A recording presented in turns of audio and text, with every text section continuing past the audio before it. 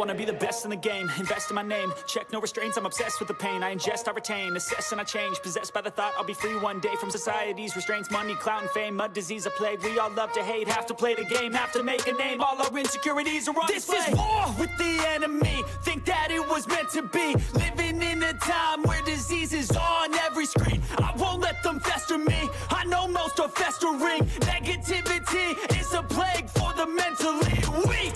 No mercy, all I got is working. Never stop searching, never quench the thirsty. I'm toxic and psychotic, with this logic you can't stop it. It's been chronic since I was a boy, so neurotic and chaotic. Go! To last with the webs I'm weaving, I could change the past with all I'm achieving. Got my foot on gas, never stop competing. If you break like glass, then this life's gonna eat 'em. Make mistakes real fast, then you learn how to beat 'em. If you take off the cast, you can see all the healing. If the pain's in the past, move on from the grave and put your foot on the gas. No, never stop competing, yeah. I've been doing this, I'm on it.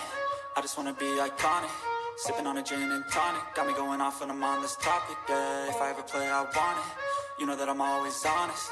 Stay away from those who are toxic. Keep them out your face, no way, you don't want them, yeah. Don't try to drain my energy. The enemy is everything. It's mentally, unhealthily spreading like a rare disease, but I won't let it get to me. I don't need your therapy. I can leave a legacy of leading by intensity. Come on, we can fight this. Freedom is priceless. Spread just like a virus. Living in a crisis. Do you feel courageous? Do you seek greatness? Trust me, you can take it. Go on and take your aim. Yeah. Built to last with the webs I'm weaving. I could change the past with all I'm achieving. Got my foot on gas, never stop competing. If you break like glass, then this life's gonna eat 'em. Make mistakes real fast, then you learn how to beat 'em. If you take off the cast, you can see all the healing. If the pain's in the past, move on from the grave and put your foot on the gas. No, never stop competing, yeah.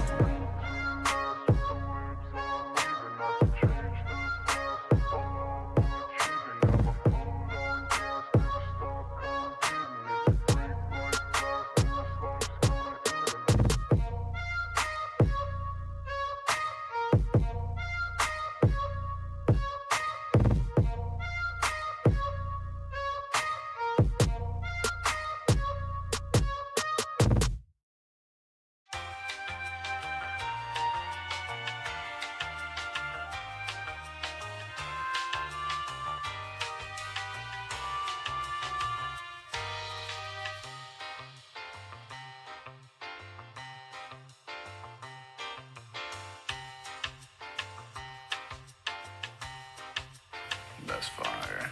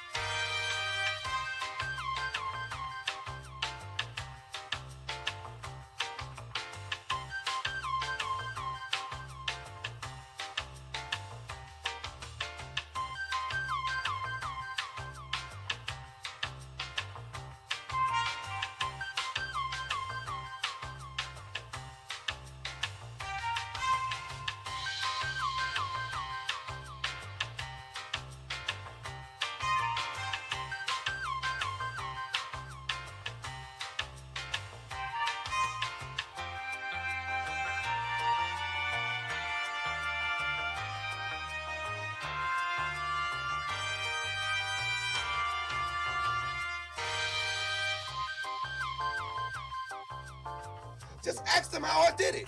I got out the limo, grabbed her hand, went upstairs and fucked her.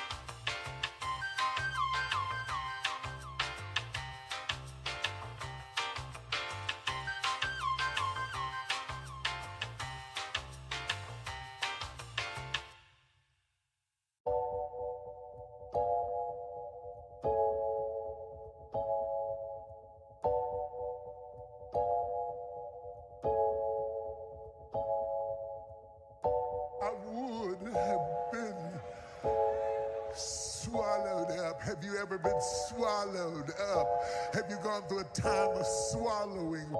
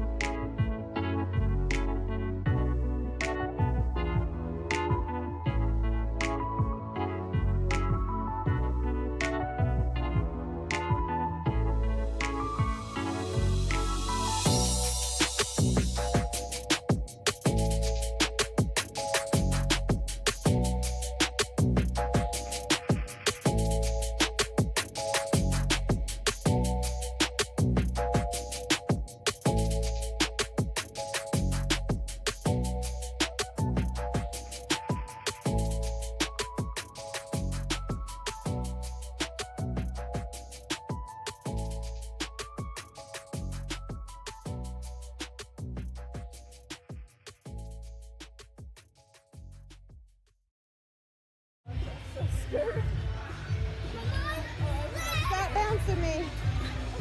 Yay!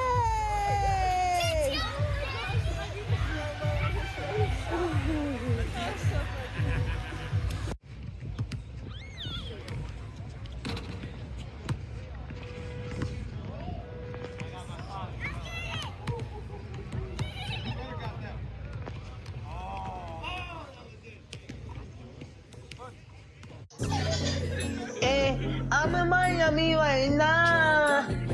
I'm in Miami right now. I've been up in your file. I'm a little drive. I'm in Miami. In Miami right now. I've been up your file right now. On Ocean Drive right now. That's on my mama. I'm in Miami. I've After I go to the video, so I'm going to Cali. I said I'm too official. I'm out with them niggas. I said, man, the rapper on the city, that nigga, he wicked. We pull out with them guns, you know me in the real. Well, mama pays, I ain't having ever since that I was real. Now I came up like an AP and I will never squeal. Whenever ever on my mouth, cause I swear I'm too real. Yeah, I'm in the East Coast, I'm living life for real. Why the fuck you can hate it? I advise you to chill. You gon' really piss me off, and I'ma pull up on the steel. I'ma pull up on the drink, go and get your ass killed. Man, stop capping, cause I'm fucking wicked. I pull up to your city, tell me your location, bitches. You know we fuck that shit. My youngest know you killin',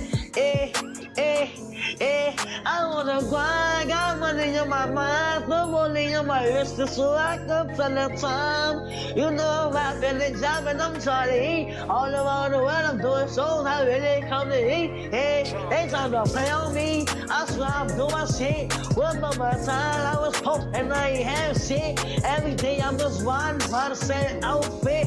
I done came up, I'm switching cars, yeah, I'm switching shit. These niggas mad at me, ain't wanna clone me. I'm in Miami right now, I'm off of South Beach. I'm living large, I'm living life. They know me, wanna take my life. Yeah, it's on my mama. I'm in Miami. I'm out there doing the video shooting, going to Cali. I'm on my mama, and I'm in Miami right now. I'm in the 305, yeah, I'm on Ocean Drive. Pull up with a red car, my life is on now. They wanna play with me, they wanna clone me. I'm bad bitch, Latino, she wanna sleep with me. I'm in the 305 right now. I'm in Miami right now. On Ocean Drive right now. I'm in Miami right now. I'm in Miami. I'm in the 305. I'm in Miami. I'm in the 305. I'm in Miami. I'm in the 305. I'm in Miami. I'm in the 305. I'm in Miami right now. Yeah, I'm on Ocean Drive. I'm in Miami right now. Yeah, I'm on Ocean Drive. Yeah, in the front car.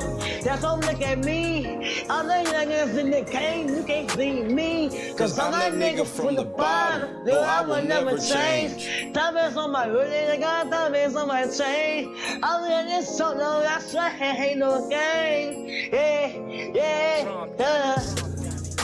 In Miami right now. And the 305. Yeah. Just turn the fuck up.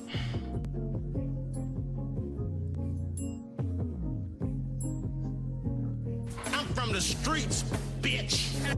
I only heard from two teams. Guess what the two teams that called me on you say, what's your phone number, where you gonna be? Who that?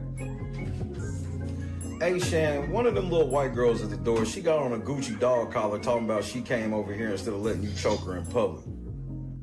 Shut the fuck up.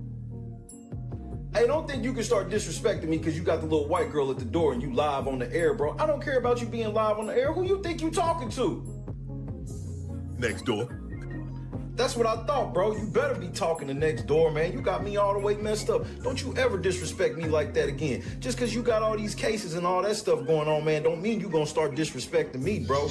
Stop choking them little white girls. Got me all the way messed up. Hall of Fame head ass. Cincinnati Bengals was one.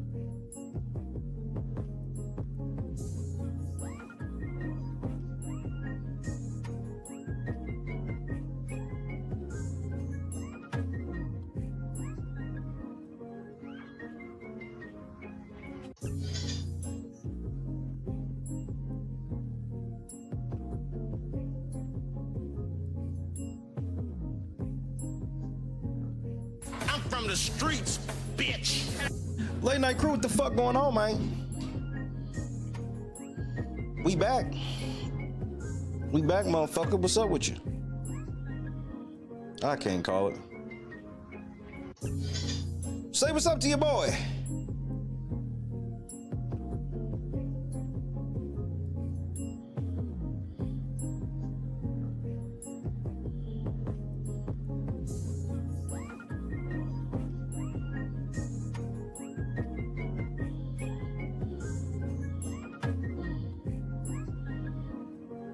Nigga, that is just, hold on, nigga. That shit is just too cold for me. Scott Johnson, Joy, Kendra, Janice, Bob, what's happening, cuz? Gang in the building. Donis, Asen, J-Rock, Potato Gaming. Oh, I got your email. Nah, it was a Windows update situation. You know how Windows updates do. I ain't gonna hit you back. Busy day today. Josu, Dave. They'll be getting on the road here in a couple hours. Mob. T-Love, what up, cuz?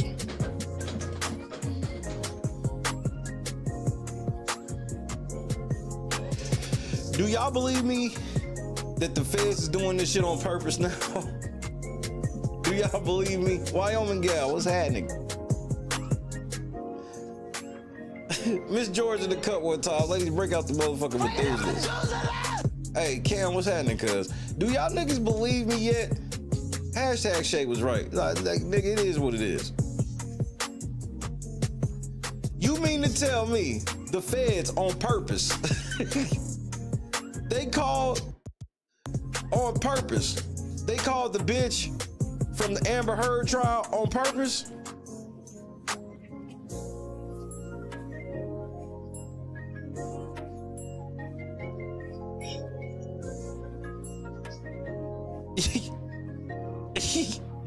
Y'all telling me they called this bitch on purpose? Turtle, what's happening? Joy, what up? They called. Look, we gonna watch that shit from the Johnny Depp trial. We gonna watch how his lawyers cooked that bitch, bro. Straight barbecued that hoe. Bitch get barbecued.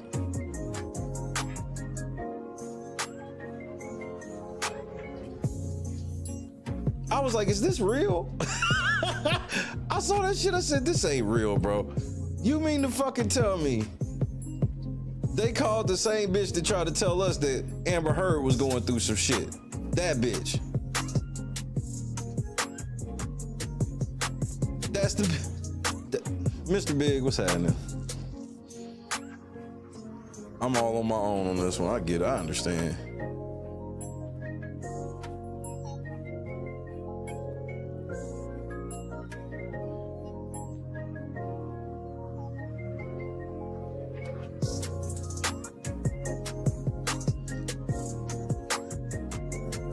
Make sure y'all pray for my family traveling from Oklahoma City, Oklahoma to Indianapolis, Indiana.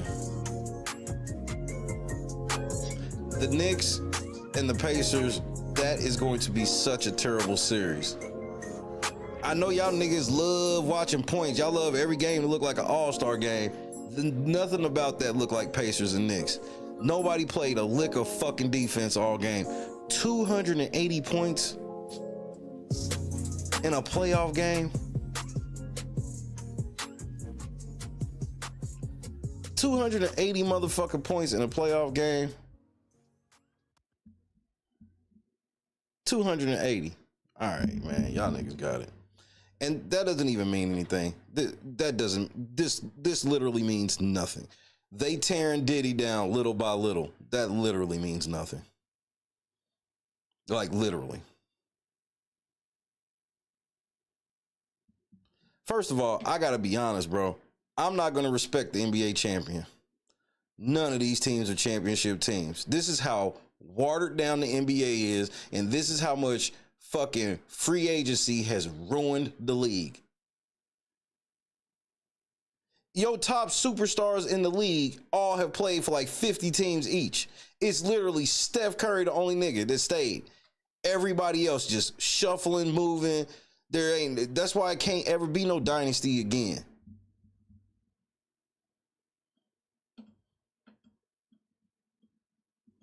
Dynasties take superstars staying put through the good times and the bad times.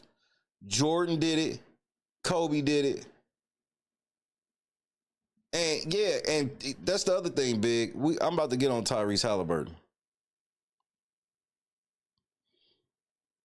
We watched Kobe do it. He won 5 rings, sitting in one spot. Jordan won 6 sitting in one spot. Steph done won 4.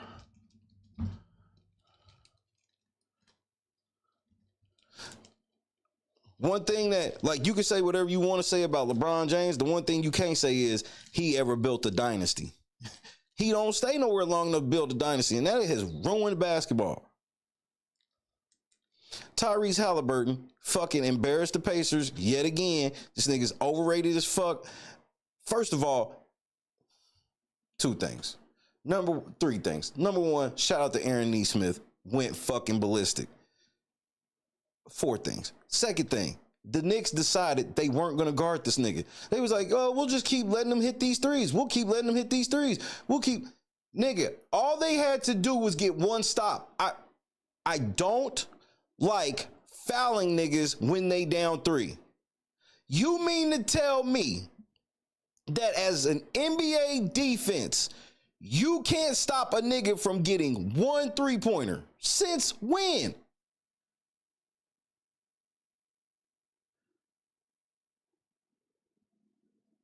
Meanwhile, this is after Karl Anthony Towns misses a fucking free throw.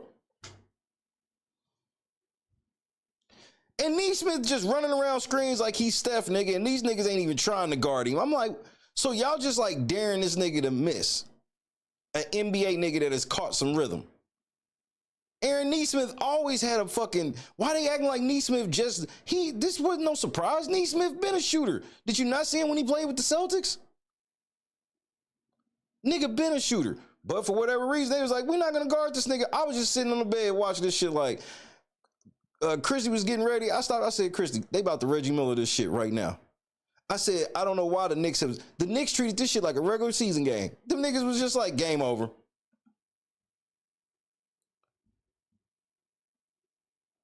I was like, so, and every shot that Nesmith took was like a warm-up shot. He had like one crazy one, but even that one, none of his shots were contested. Fake ass flybys and all this other. I was like, y'all got this nigga out here looking like Wardell right now, bro. Tyrese, and then after all of this shit, the Knicks had a chance to go up 4. They missed one of the free throws because, you know, the Knicks. Then it's, what is it, like 7 seconds left in the game? Some shit like that, where it's like, all you got to do is get a stop. Get one fucking stop. Nope, as soon as Nick caught the ball, we're going to foul on purpose and play the free throw game. Why would you want to play the free throw game when you just fucking miss one? So then, Jalen Brunson, I don't know what the fuck he was doing. He's diving out of bounds. God gave them every chance to win this game on their own. He throws the ball, it go high in the air and bounces directly to OG. You know, a nigga that's getting ready. That's why I'm like, why are y'all playing a free throw shooting game when y'all niggas can't shoot free throws better than the Pacers? The logic behind it was just terrible coaching. That was terrible fucking coaching. So, after all of that shit, Tyrese Halliburton, everybody's on this nigga's dick for the dumbest fucking play I've seen in the history of the NBA.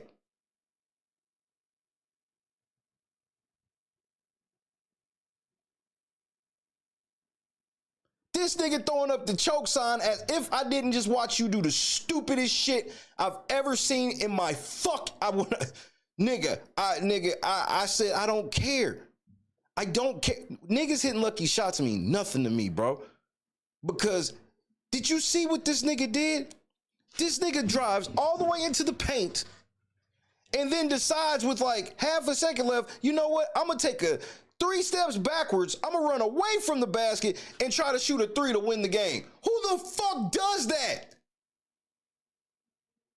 Only for this lucky ass shit to go in and his fucking foot was on the line. So he took literally the worst 2-point shot anybody could take. And everybody's calling him a fucking, now he's the next coming to Reggie Miller. Nigga, the disrespect, bro.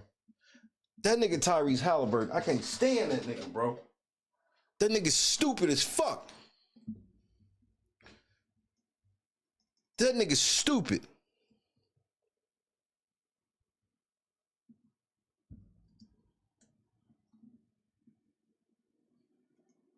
Or he should. Look, I'll show y'all this shit. This was the dumbest shit I ever seen in my life. Then I'm gonna play my song and I'm gonna get to it. This was still the dumbest shit I ever seen in my life. This was the dumbest fucking play in the history of the NBA playoffs. I never seen such bad basketball on both sides. Then these niggas got the overtime and everybody's like, we're not gonna play no 144 points in a playoff game. And I'm supposed to respect this fucking bullshit. Niggas got me fucked up, nigga. This is the dumbest play I've ever seen. Halliburton. All right, go shoot the floater to tie the game. Don't take it. Who does this? Who does this? Who the fuck does? This is the dumbest shit I've ever seen. This is the dumbest shit I've ever seen.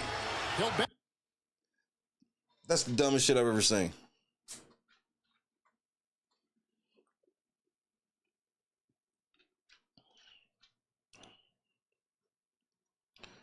This is the dumbest shit I've ever seen. This nigga's playing 2K in real life. Backpedal, a three for the win, and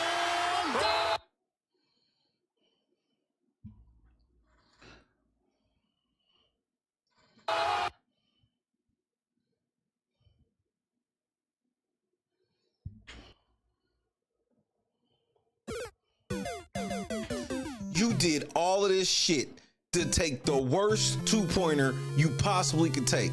Yes, it is. That's why you don't play professional ball. You don't know anything about professional ball. Thank you for letting me know that. That's confirmed. You ask any professional basketball player if that's the case.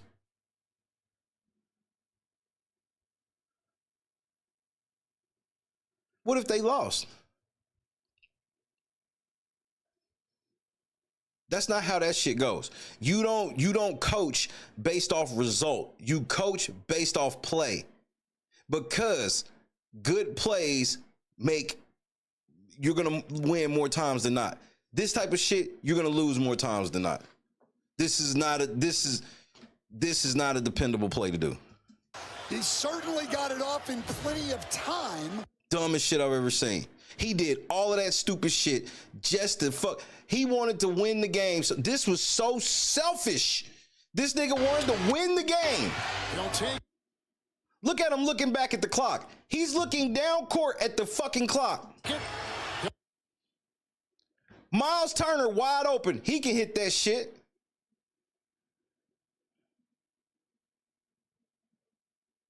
Backpedal, a three for the win, and The worst shot ever.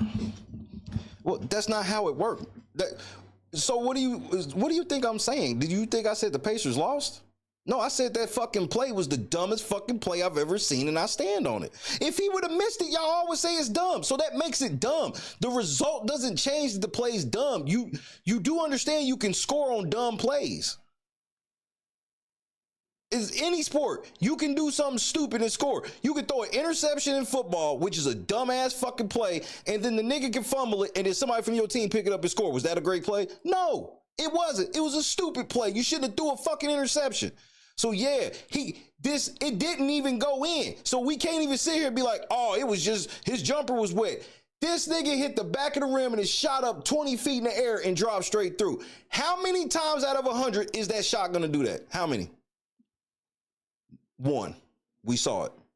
We saw the only time out of 100 that would happen. The nigga Tyrese Halliburton is trash. They getting ready to overpay this nigga, and it's gonna be, bro. These finals suck. Minnesota's trash. Oklahoma City ain't that good, and both of these teams don't play no fucking defense. 250 points in regulation. And then in overtime, it was even worse. It was just whoever's going to get the ball last will win the game. And the Knicks was the first team to fucking miss a shot for real. And that was it. They gave up layups and wide open shots all overtime. It was the most despicable shit I've ever seen. This is... Anybody who actually saw what the Pacer-Knicks rivalry was, this was the weakest shit fucking ever. Hands down. The Knicks deserve to lose. But when I'm gonna sit here and give Tyrese Halliburton all the credit when it was literally Neesmith put the whole fucking state of Indiana on his back. But they'll give all the credit to Tyrese Halliburton so we can overpay that nigga. We should have kept Domantas Sabonis. Period. Domas. We should have kept him. But nope. We'll keep going with lucky shot Tyrese Halliburton. This was the most selfish shit I ever seen. Your point guard sitting here trying to run to the 3-point line to shoot a fucking game-winning 3 like this is fucking NBA 2K. That's the dumbest shit I've ever fucking seen. Period.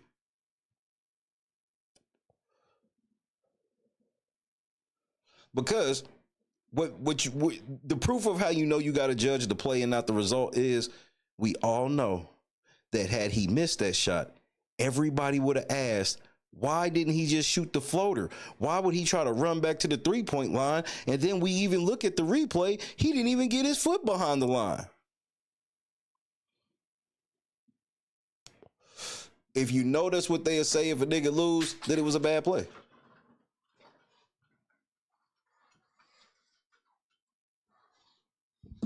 I don't know what type of basketball is being played anymore. I don't like it. I don't like the shit. Shit is corny. This shit is corny. Now, would I rather Tyrese hit that shot? Absolutely. I would definitely want the Pacers to go to the NBA Finals, even without me being home. But as just a basketball purist as I am, that shit garbage, bro. Like, I got respect. Like, I don't like how the Houston Rockets handled losing, like some of them. But the way that shit was played, that was playoff basketball. That's why Minnesota motherfucker got they fucking box rocked the first game. It's the first time they had to play a tough game the whole playoffs. They got lucky with no Steph and then had to play no defense playing LeBron and Luka.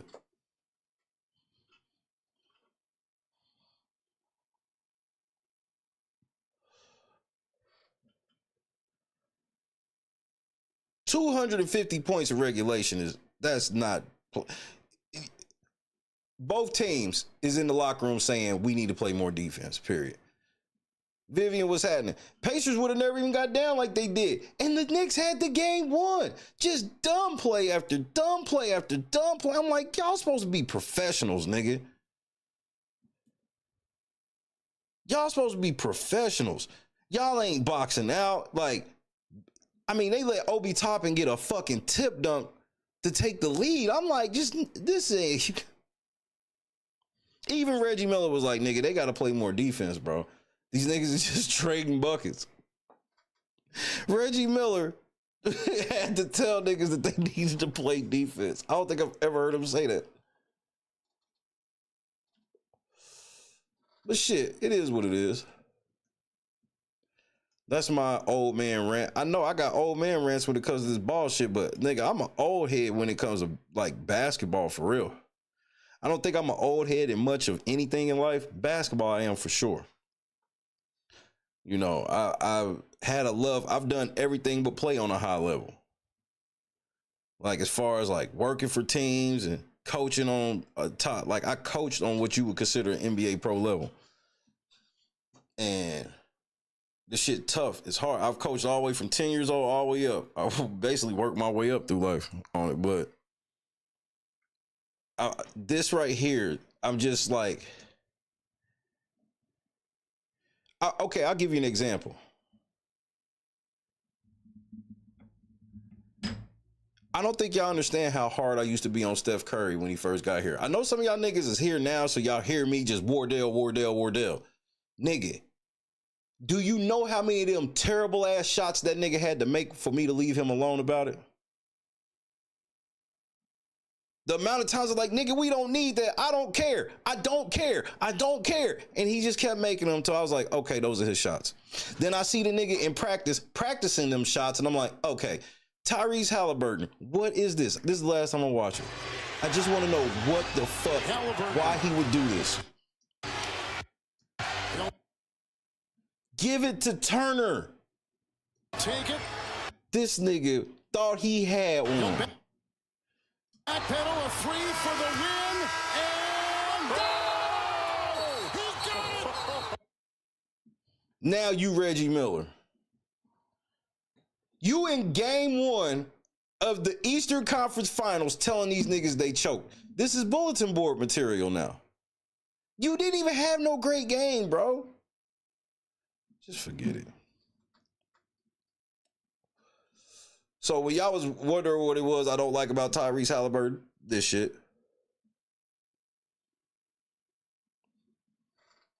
This shit. Nigga, do you know you will never be Reginald Wayne Miller, bro? Ever. Reggie Miller was a career 50, 40, 90 shooter. You could never do that. You'll never be in the top 5 and hitting 3. You know what? Just let me listen to my song and go to work, man. Fuck y'all. Fuck you. That pissed me off the most, Mom. I'm like, so they already mad they blew this game, and now you out here telling these niggas they choked? Like, for the record, Reggie Miller wasn't even saying it. He was talking to Spike Lee. That nigga said the Knicks are going to choke in the 4th. And the Pacers went on to lose that series, nigga. We didn't win.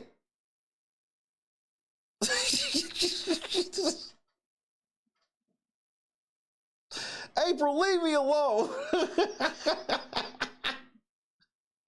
April, leave me the fuck alone. I don't give a fuck if this nigga's light skinned.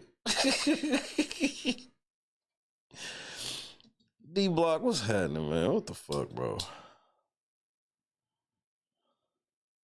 Tyrese, you lucky my wife leaving, nigga.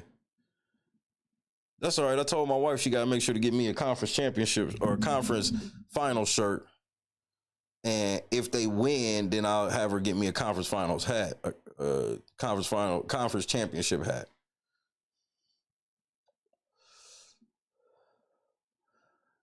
And here's the thing I ain't think I'd ever say. This is how much I miss home on some real shit before I play my shit. This is how much I miss home. I low-key want her to go to one of the corners that I know where they sell the bootleg Pacer championship shirts. I low-key want her to bring me home a bootleg shirt, nigga. Like, no cap. Like, just old school bootleg one. Some shit where it's like, they used to make these ones where it'd be like the Pacers with the little body, but they had a really big-ass head, and, you know, it's clearly bootleg. But the shit's cold, though. It'd be some cool designs, it just ain't licensed. I know the city went crazy tonight, though. But I ain't gonna lie. Fuck that nigga Tyrese Halliburton, bro.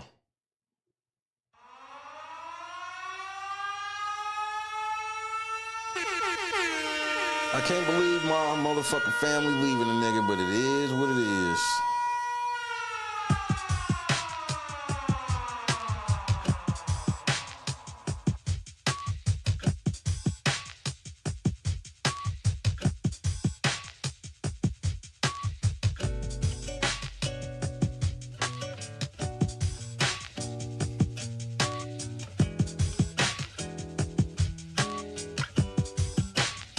It'll definitely be the right year.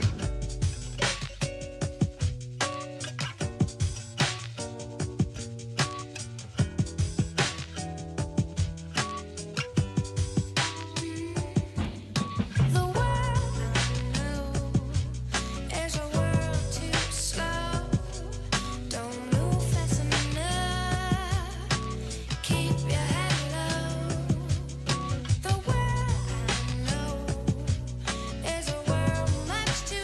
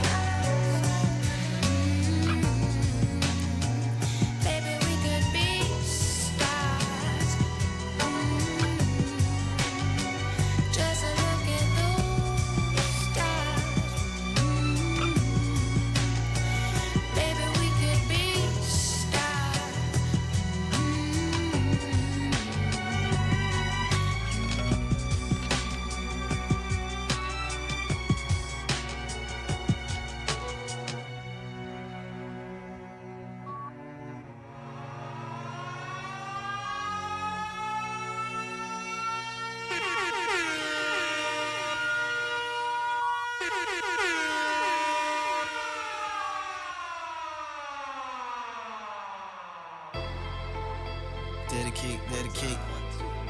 This one right here goes out to my homie with the drink.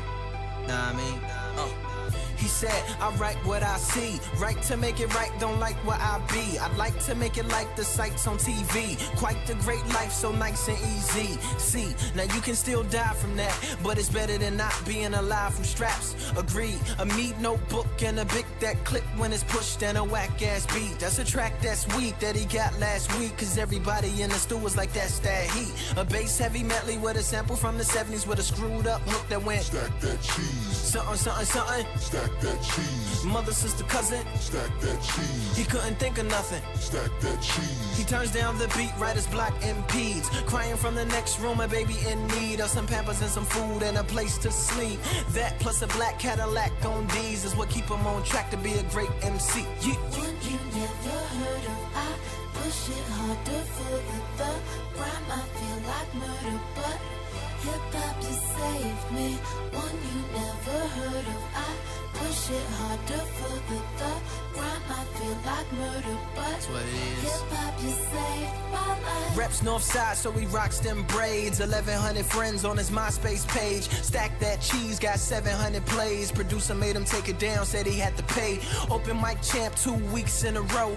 XD boy with a B-boy flow. Glow like Leroy, you should see boy go. Got a daddy serving life and a brother on the road.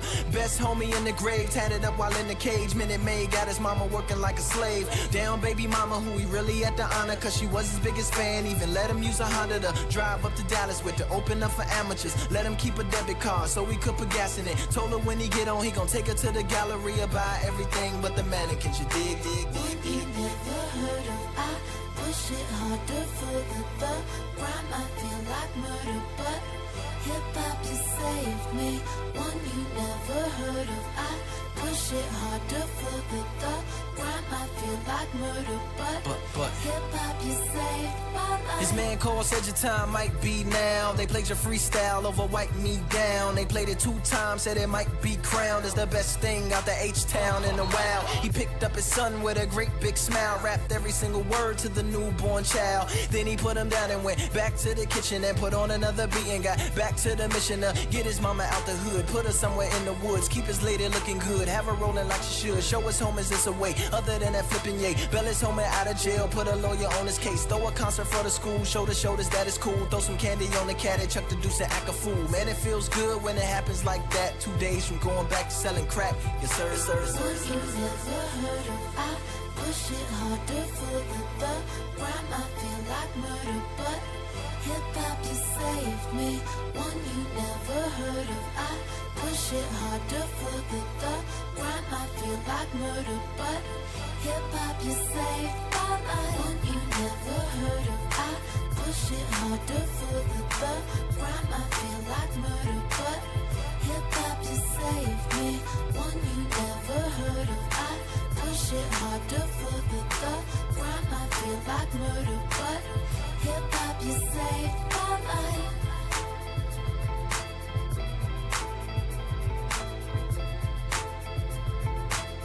Hip-hop just saved my life.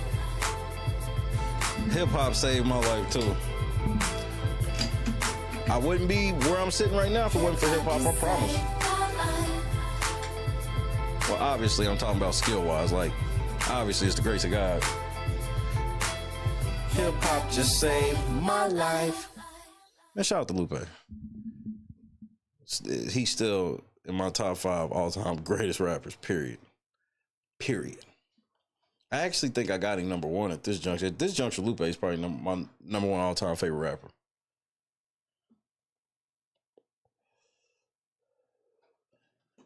One you ever heard of, I push it hard to further the grind. I feel like murder, but I'm gonna be lonely. I've never had to be this lonely in my life. I would have a party and have y'all niggas come over, but you niggas ain't shit. So we'll just stick with being lonely. The bulk of people I would want to come won't be able to make it, and the rest of you niggas ain't shit. So I think it's it's just weird, April. It's not even like I've been away from my family because I have to work on the road. But it's like it's a combined like they gone and I can't move at all. This nigga, no, we not calling you One Stop. I'm not even going for that. Nigga, and then when the feds come lock you up, I'm gonna laugh and be like, why would this nigga change his name to One Stop as if the feds don't be watching niggas name One Stop? But like, I ain't got no car, so I can't move. And car ain't gonna be ready for like a week. Like, it was weird grocery shopping today. I had to like, I've never like bought that much shit for myself in a day of groceries ever in my life. Ever. I even found a little personal brisket. I found the coldest $19 brisket ever. I said, you know what? This could be 2 days worth of food right here. Spend 1 day smoking the brisket and 2 days to eat that bitch. I'm gonna do a whole gang of cooking. Like, they done blew the fucking house up. Chrissy was like, I'm sorry if I don't get the house like 2 in order. I was like, bro, I knew this was coming. I don't have nothing else to do. I'll clean the fucking house.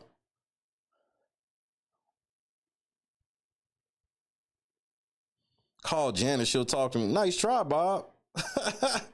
No, and give you a fucking day off? You crazy?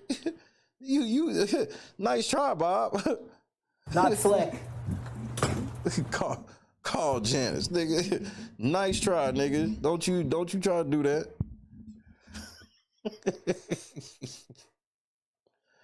I'm gonna have plenty to keep me occupied. It's just the anxiety of not being able to move. It ain't like I got anywhere I really gotta go. But like shit I do just to get outside the house, like take a Walmart trip or go to a store to just walk around or some goofy shit. I can't do none of it. It's just gonna be me and the cats.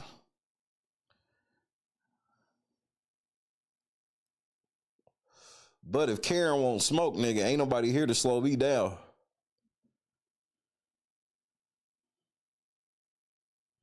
Now, don't get it twisted, April. I'm going to stretch out like never before.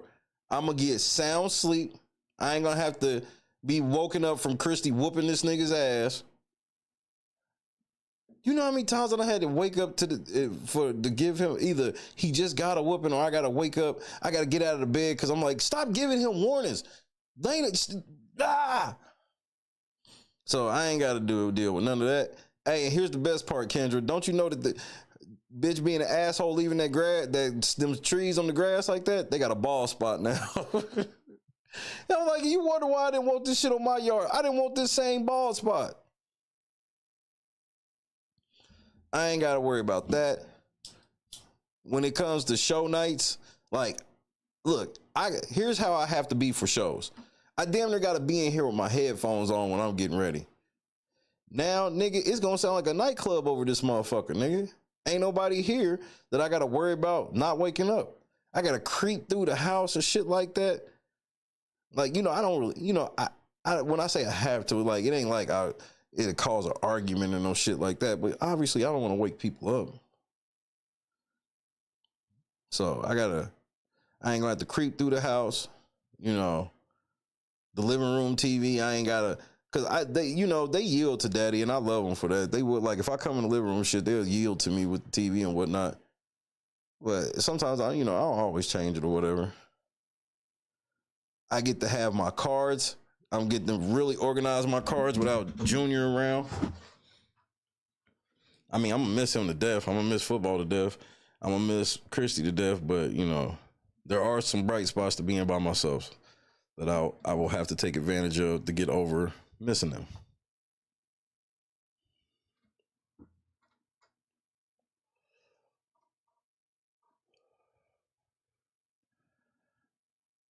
Yeah. But that's the thing too, Bob. The Beat Squad waiting on me. We got some other plans to get shit kickstarted. The complaint will be completely done today, I guess, since now is the 22nd. The complaint will be done today, and I will be trying to turn it in tomorrow. Friday. So we got shit on the plate. Got plenty, bro. I got so many Pepsis. I've never bought this many Pepsis in my life. I only buy them like 3 to 6 or 7 at a time. Cause I used going to get Pepsi just as to get out of the house sometimes. Cause I'll go stints without getting out of the house. I got so many Pepsis I couldn't fit them all in the refrigerator, nigga. I gotta put some in there when it's time. I got some, bro. Matter of fact, when I get off the air, I'm gonna make sure that I got everything I need, because I'm gonna need to go get some motherfucking a couple veggies for some things I'm gonna make. Nigga, hey Janice, I went to one Casey's because I bought some from multiple spots. Apollonia was happening. I went. Hey, here's real quick, potato gaming on the risky business shit. Man, my fucking knee been hurting. It be my luck. I slide through the living room, tear my shit, and I won't call Christy. Nigga, I will tear my ACL and I will not call that bitch. She gonna have to see me on a stream in the hospital or some shit like that. I refuse to call. If I tear my leg, I refuse. My pride won't let me do it. My pride will not let me call. I'm gonna just take that L. But I went into the one Casey's. I grabbed so many Pepsis. I got to the front. She was like, how many? I was like, I don't know yet. I'm going back to grab some more. I came back. The chick was like, what are you gonna have, a party? Bitch, don't worry about the fuck I'm doing. You in my business, bitch. But instead of saying that, I was just like, nah, I'm not gonna be leaving the house for a while. Gotta stock up. I went and bought the most blunts I ever bought before, the most Pepsis.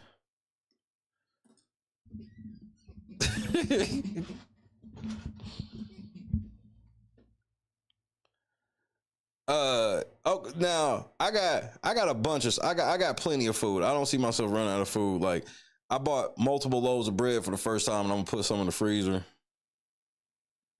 I had to make sure I wouldn't run out of weed or blunts. That was the top priority, because we got Walmart Plus, and I could get shit delivered if push come to shove. So if I was to like run low on some food or something like that, I could do that. That ain't no problem. I got a CVS it's not even a half a mile from my house. Casey's is not even a half a mile from my house. I can walk, and if push come to shove, if I need to go extra far, I could take Football's bike.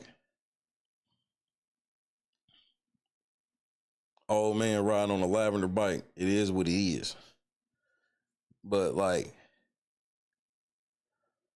the main reason, I'll give you that, Mob. It do sound like a typical nigga response, but my reasoning is different. It's not necessarily the need of blunts and weed more than food. It's just that weed and blunts are further, like way far away. So there's only like one gas station that sells my my cigars, my hemp wraps, right? That's like 7 miles away, one way. So like, I don't want to catch, I ain't trying to pay no fucking $10, $15 Uber each way. Or if I do the same thing, it'd probably be like a $20. I ain't trying to pay $20 to go buy some hemp wraps. If I got to go buy weed where I get my weed from, that's going to be $20 one way. I ain't trying to pay $40 to go pay $40. You see what I'm saying? If I had levels of delivery for them, then it would have been like kind of the same, but shit.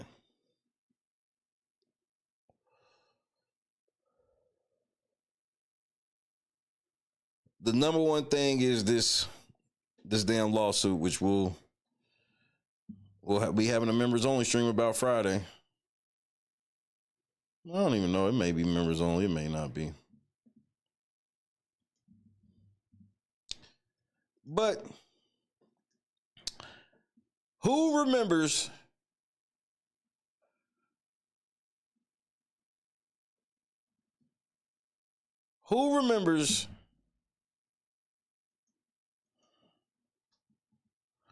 Don Hughes? If you remember Don Hughes, and that's DAWN, Press 1 for yes, 2 for no.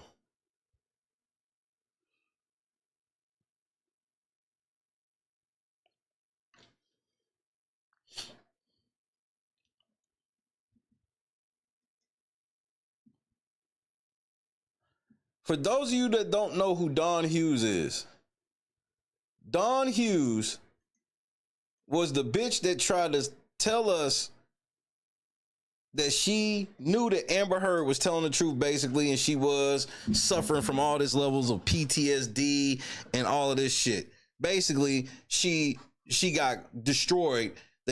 She's fucking full of shit and she don't know what she's doing. Obviously, her testimony didn't help anything happen to Johnny Depp, correct?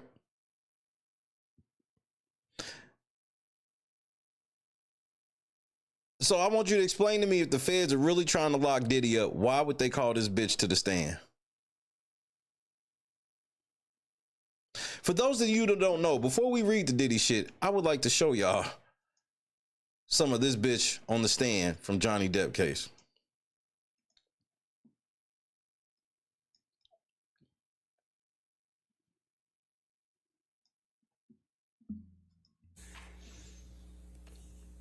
The last time you were here, I believed that you testified that you had diagnosed Ms. Heard with PTSD before you gave the gold standard CAPS-5 test. That's correct. So basically, if you don't understand what that means, that's basically like you diagnosing somebody with a DUI before you even smell their breath or give them a breathalyzer or have them do any of them silly hokey pokey dances. And she stood on that shit. That's why this nigga's face is like, wow, okay. Right. And that diagnosis is actually reflected in the first of the disclosures you put forward in this case. I believe the first disclosure was February 2021, and at that point I had done 11 psychological tests. That's correct. Right. And your disclosure reads, Ms. Heard's responses on the PCL-5 Kit Kat, what's happening? Support a DSM-5 diagnosis of post-traumatic stress disorder with an etiology of intimate partner violence she experienced by her former partner. You remember writing that? That's correct. Okay. You just testified that you need to read the manual, right? Yes. Okay. Can we put up 1311 as a demonstration? You know it's bad when the nigga's like, now you did testify that we supposed to read the manual, right? Demonstrative.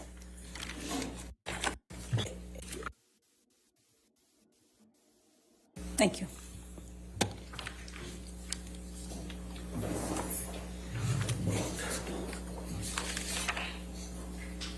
I don't see this in my document either. They're getting the right one up. Yeah, we got it up. Let's use 1312. Any objection to that? Do you recognize what the National Center for PTSD is? What it is? Yeah. Yes, I do.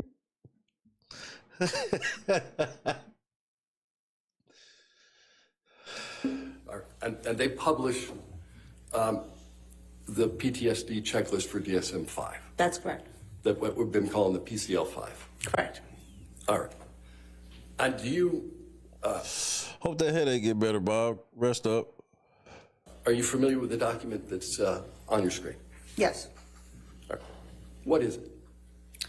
It's the instruction manual to how to administer the PCL-5. Okay. Like... This nigga, so just so we on the same page, she admitted that she diagnosed this bitch without going through this shit. So this nigga just pulled out she said she didn't do it. That nigga pulled out the instruction manual. I'd like to move for the admission of 1312. Any objection to 1312 coming into evidence? No. All right, 1312 in evidence. All right. Can we go to the second page? Can we blow up the second paragraph on the right?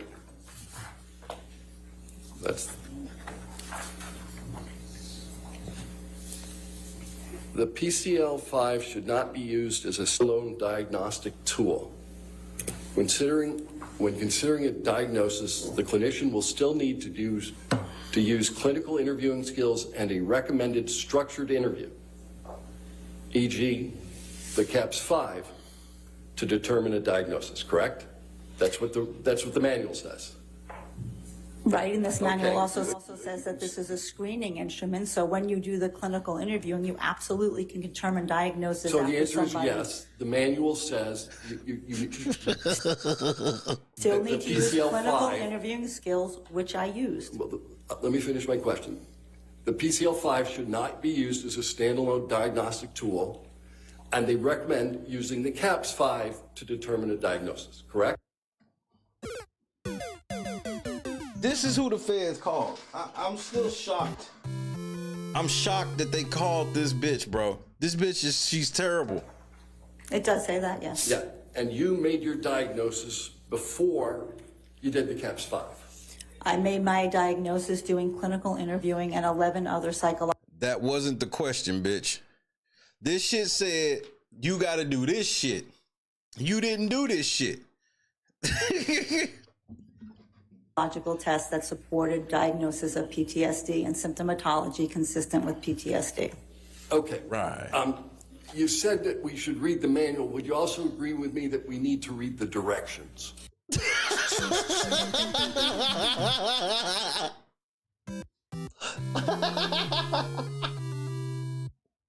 Now, you said to read the manual. Would you also agree with me that you should read the instructions? Nigga, belt to ass, nigga. You said that we should read the manual. Would you also agree with me that we need to read the directions on these tests? Nigga, multiple people in the courtroom laughed at this bitch. Agree with me that we need to read the directions on these tests? Sure. Okay.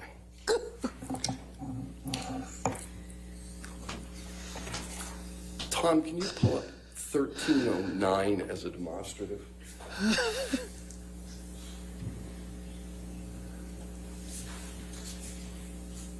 Number 5. Come on in.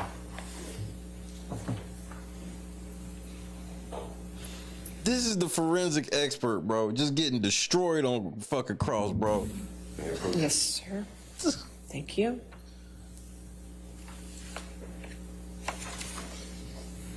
Christy thought I was lying when I said they called this bitch in the Diddy trial. Any objection of 1309 as a demonstrative? May we approach? Okay.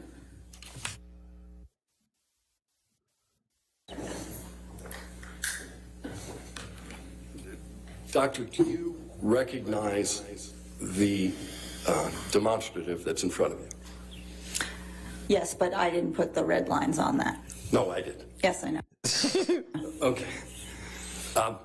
So, this, what do you recognize this as? I recognize that we previously discussed this, and I told you that I oriented Ms. Heard to a different time frame because she was already out of the relationship. Okay, maybe we should back it up a little. This is the CTS-2 that you administered as part of this battery of tests that you indicate you did in relationship to your diagnosis. Right, this is the conflict tactic scale too. Right. And you'll agree with me that this test specifically asks, in front of every single question, how often did this happen in the past year? Correct, and I Right. oriented And the you individual know- to not limit herself to the correct. last year to get an accurate assessment of the violence and abuse that she experienced in the relationship. Look at this fake Objection, Your bitch. Honor, move to strike. Objection, Your Honor. Tell this bitch to shut up. All right. I'll move to strike the last part of the answer.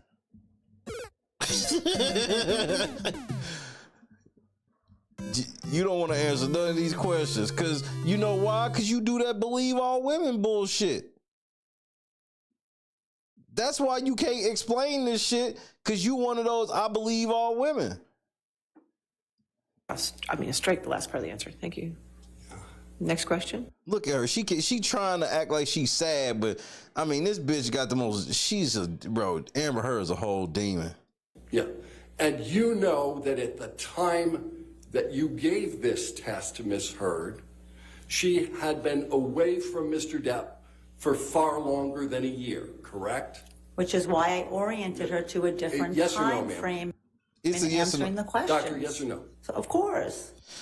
So you just admitted on the stand that you gave this bitch a test that can only apply based on shit that happened within the last year. But how could she have done a test about what's happened with them in the last year if she ain't even been around them in the last year? Have a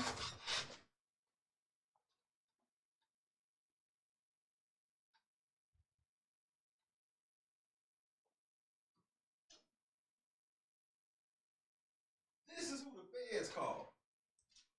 The feds called this bitch to the stand. Are you fucking kidding me? KS Dub, what's happening? This is the bitch they called to the stand for Cassie. This ain't even, this shit is getting more and more fake every day. Okay, you knew she was gone for more than a year. Of course. All right, let's look at another one of these.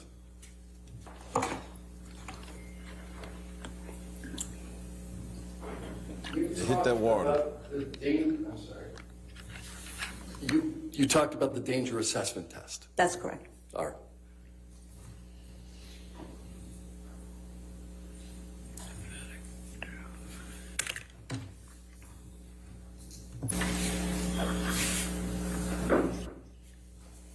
What number is this? 13, plaintiff's 13. Any objection? Dr. Hughes, this is a blank form, but this is the danger assessment test that you also gave to Ms. Heard, correct? I didn't give it to her. I filled it out based on the data that was provided to me. That's the same thing as you giving it to her. Oh my Lord, bro. I didn't give it to her. I just filled it out with the information that was given to me. But she gave you the information though, right? Oh, so you asked her the questions and then you filled it in. It was somewhat collaborative. Okay. Can we blow up the second full paragraph? Please.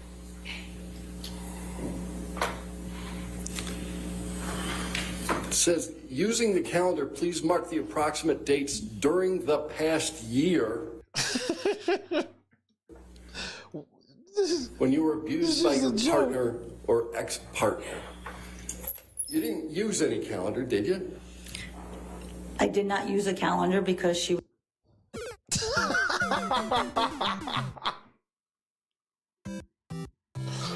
Would you agree that you have to read the instructions as well? Like, she don't follow it. She don't give the right test. She ain't following the instructions on the test she is giving. That she's using test that's only valid for relationships in the last year. This bitch ain't been around him in the last year. He was already out of the relationship. As I said, these are static risk factors, so they don't change. So But I these orient her to exams- the time of the relationship. Ma'am, it's fair to say that this examination that you gave specifically indicates that you were supposed to look over the past year. It says that clear as day. It says that clear as day, lady. And you... That's not the one, language? no, that's one administration. People use this instrument for if you're in an acute situation in a relationship, trying to get a better assessment of the current behaviors. We can use it retrospectively, like I just stated, and in homicides and looking back about what are the serious risk factors that were... You comparing this to a homicide investigation? ...in this relationship. I didn't ask you about anything other than don't the instructions limit this test? Thank you, bitch. Like, I like this nigga. He like me. You can get all that shit off, but let me remind you of what I asked in the beginning. Yeah, I hear all of that. But look, don't the instructions say the past year? Yes or no? I don't want to hear your reasoning for why you ain't got to follow instructions. To the previous year. You can give this test not only on the previous year. Asking you... That's not the question, bitch. About the instructions. But I'm telling you how the test is administered in clinical practice and in forensic practice. And opposing counsel can come up and ask questions about it. I'm asking you about the instructions. And the instructions say, look over the past year. And, Yeah, on this, yes, that it says that. and you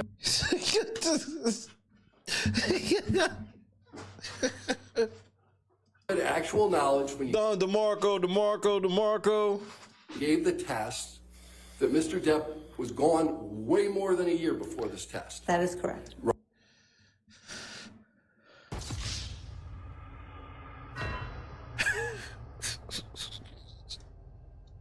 They called her the Diddy case, bro. They called her the Diddy case. All right, let's look at more instructions. Can we look at 1247, which is already in evidence? Yeah, hit that water again, bitch. Parched.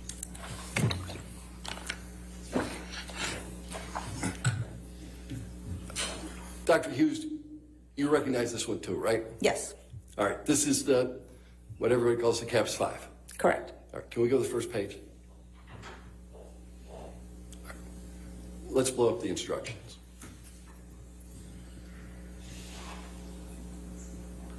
Standard administration and scoring of the CAPS 5 are essential for producing reliable and valid scores and diagnostic decisions.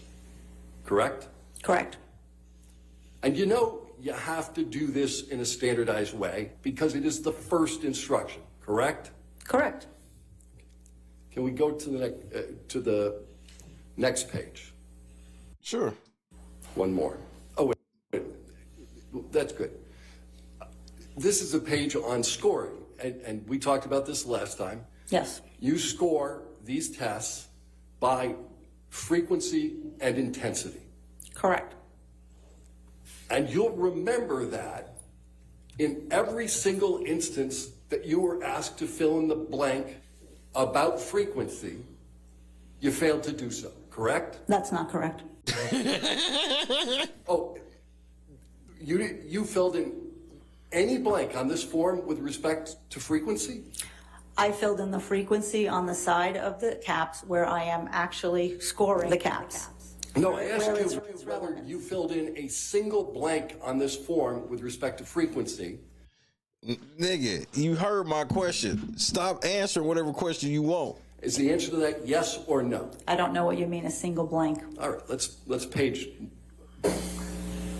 keep going. All right, we'll stay at this page for a second. This is the very first box you're asked to fill in as to, I think, a fairly fundamental question, right? What happened?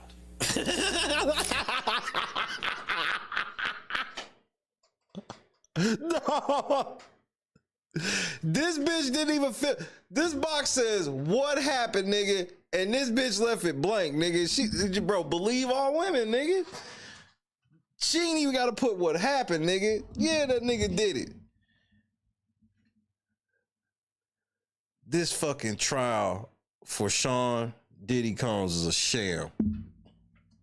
We Asen was happening. talked about this before, Mr. Dennison. I had 88 pages of notes of what happened. It's But on the form you were supposed to put it on, you didn't put anything in the box. But you type yes. Look, she didn't put what happened, but she said experienced life threat, serious injury, and sexual violence. But we can't get nothing in the what happened box.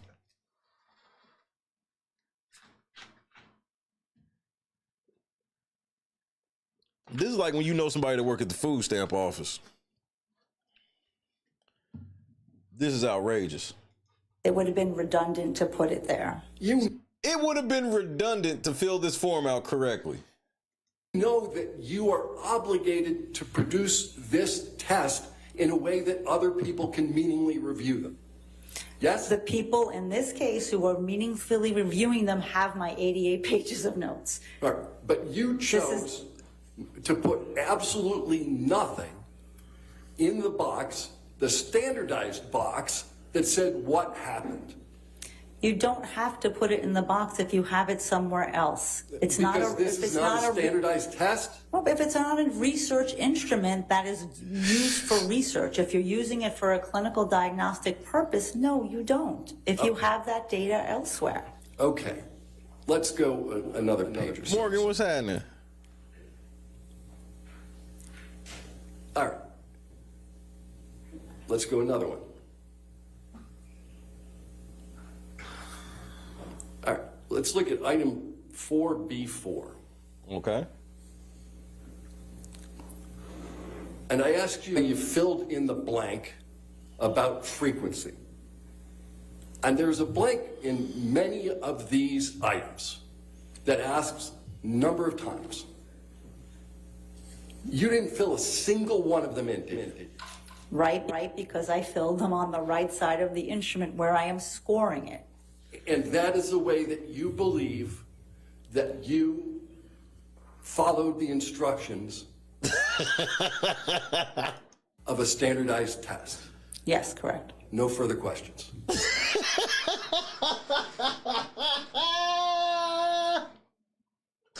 So you mean to tell me that was your idea of following the instructions? Yes. No further questions, Your Honor.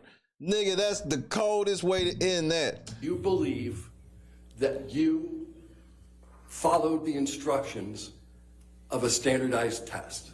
Yes, correct. No further questions.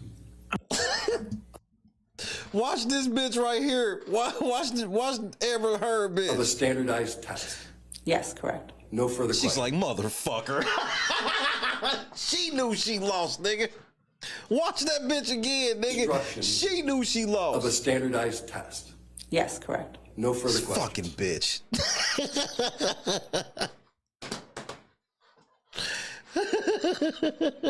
This is who they called to the stand.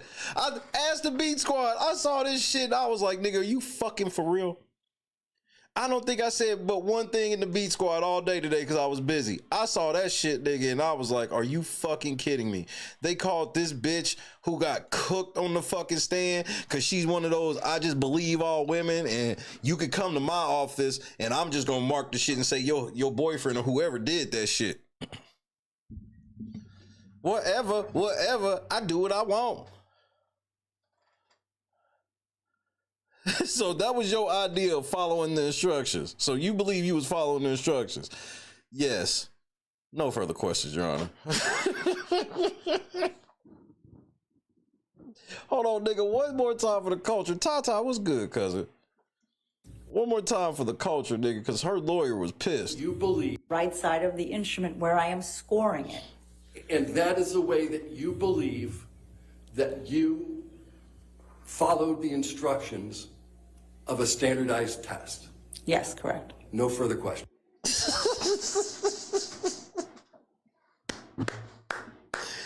Hey, Morgan, right. This was one of the funniest trials ever, bro. That's why the feds 90 to 95% conviction rate, and this is who they brought in. She's so stupid I came out the bushes. I'm telling you, Tata, I saw that they brought this bitch in for Diddy, and I was like, so we really trying to get Diddy home. Fuck is this bitch about to say?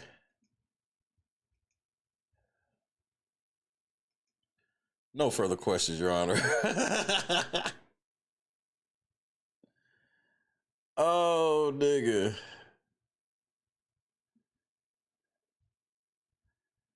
Hey, nigga, let's get back to Diddy, bro.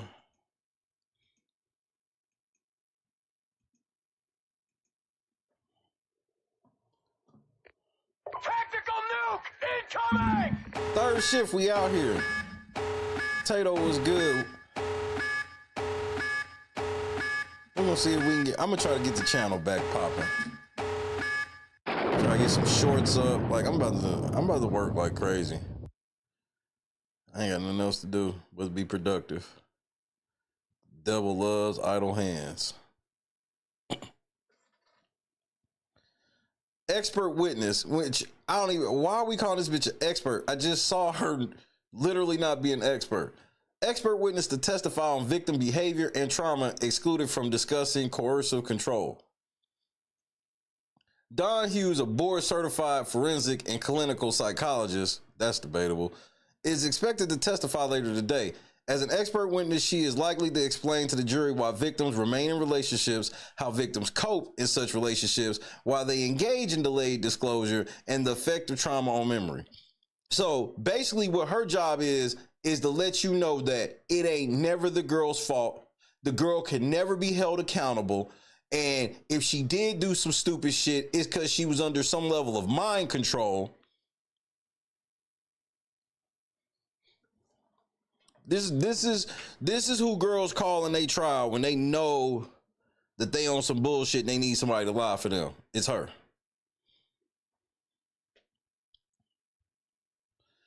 Judge Subramanian ruled ahead of the trial that Hughes cannot opine on certain topics, including the concept of coercive control. Judge already knew. So y'all calling this bitch anyway when the judge already know how bad she is? So he's like, look, certain shit I'm not even letting this bitch speak on. So the coercive control, that's part of what they need to try to get this Rico on Diddy for the sex trafficking, and she can't even get up there and talk about it. Judge already said, who y'all calling up here? Don't even do it. Hughes will also refrain from sharing any specific opinions about the alleged victim's credibility in this case.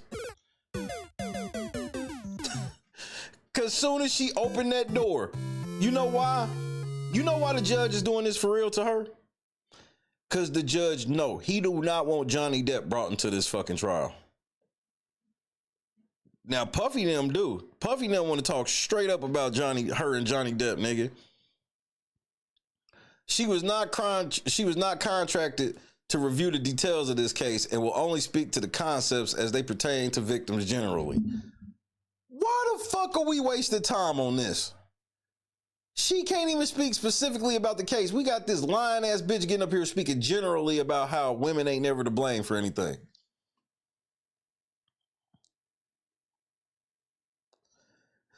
Back to Gerard Gannon, who was on the stand when we left off yesterday. Jury sees photos of high-heeled shoes and other items said to be from closet at Combs' home. Gerard Gannon, the Homeland Security Investigation Special Agent in charge at the March 2024 search of Combs' Miami Beach home, has resumed testimony. The jury is now seeing photos of a sex toy and a pair of red high-heeled heels. Red high-heeled heels, is that right? To write it like that? Why wouldn't you just say a pair of red high heels? Why would you say a pair of red high-heeled heels? Anyway, that Gannon says was found in a master bed, or found in a master bedroom closet in that home. Gannon pulled out shoes that he says were found in the closet and displayed them to the jury. About 18 pairs of platform high heels were recovered from the home, Gannon said. 3 cell phones were found inside a Balenciaga boot in the closet, Gannon testified. Another cell phone was seized from a bedroom in the house, according to a stipulation read in court. Gannon began testifying yesterday about other items he says were found in the closet, including personal lubricant, lingerie, and, quote, upper and lower receivers of AR-15s. Gannon said the search was tied to a human trafficking investigation. He was assigned to HSI's human trafficking group at the time, he said. A Gucci bag in the closet contained an assortment of pills, white powder, a, quote, crystal rock-like substance, end quote, a plastic straw, and $100 bill. Oh, nigga, they found your tooth sack, nigga. And other items, Special Agent Gerard Gannon said. The powder and residue from the straw tested positive for cocaine and ketamine, according to a stipulation read in court. Residue from the $100 bill tested positive for cocaine and ketamine, the stipulation said. A bottle of eye drops found in the bag tested positive for MDMA and ketamine, according to the stipulation. Various tablets tested positive for MDMA, according to the stipulation. Other tablets tested positive for alprazolam, which is the active ingredient in Xanax. Some tested positive for ketamine and alprazolam, and others tested positive for methamphetamine and MDMA, according to the stipulation. Why ain't we charging this nigga with drugs then? Because it wasn't enough. The jury is seeing more photos taken during the March 2024 search of Diddy's Miami Beach home. The images shown in court included photos of boxes filled with bottles of baby oil and personal lubricant that were recovered from a closet in the home. 25 bottles of baby oil and 31 bottles of lubricant were found in that closet. Gerard Gannon, the special agent in charge on the ground during the search, said, in the master bedroom, agents found a box adorned with a gold plate bearing the inscription, Puffy, Gannon testified. MDMA and capsules containing the active ingredient in mushrooms were recovered from inside the box, the court read. Diddy, you got your name on your drug box? You wild. You's a wild boy. The jury saw photos of the narcotics in the box in the bedroom. A loaded .45 handgun was recovered from a suitcase in a room in the property's guest house. Special Agent Gerard Gannon identified the room as a guard shack. On the witness stand, Gannon held up an evidence bag filled with the bullets recovered from the firearm. So now it's time for them to do some cross-examination. Let's see what they got. Wait, did we already miss it? Oh, no, that's one of them CNN stories they throw in the middle. 6 people were at Diddy's Miami Beach home when Homeland Security investigations agents gained to begin the search. Special Agent Gerard Gannon testified. A music producer, a property manager, and other facilities personnel were put in handcuffs for law enforcement to identify and search. Gannon, who was the special agent in charge on the ground during the search, confirmed. The music producer was not identified by name. No weapons or paraphernalia were recovered on any of the people found at the home at the time. Oh, my goodness. Defense attorney Tenny Garagos asked Special Agent Gerard Gannon to confirm that the 2 AR-15 rifles recovered from a closet in the master bedroom were dismantled and not loaded when investigators found them. And he confirmed. That's why they ain't bringing up them guns. Yeah, they had that nigga toot sack, nigga. That nigga suited and booted, tooted up, nigga. That nigga had all the tools. He had a straw, $100 bill, a little bit of this, a little bit of that.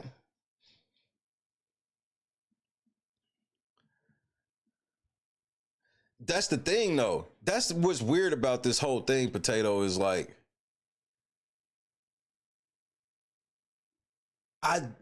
we keep hearing all this shit Diddy's guilty of, but they trying to get him guilty of a Rico sex trafficking case over an ex-girlfriend.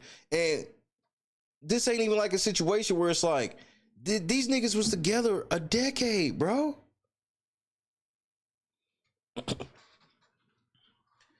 Well, guns could have something to do with trafficking, but it's very loose. They got to prove that he had guns and used these guns against the people he was trafficking. And that's going to be a hard sell.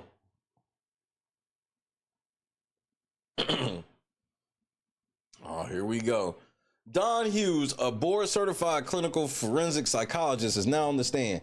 She is an experienced expert witness, having testified in cases including the 2022 defamation trial of Amber Heard and Johnny Depp. Hughes is the 11th witness called by the prosecution in this case. She is being questioned by Assistant U.S. Attorney Mitzi Steiner.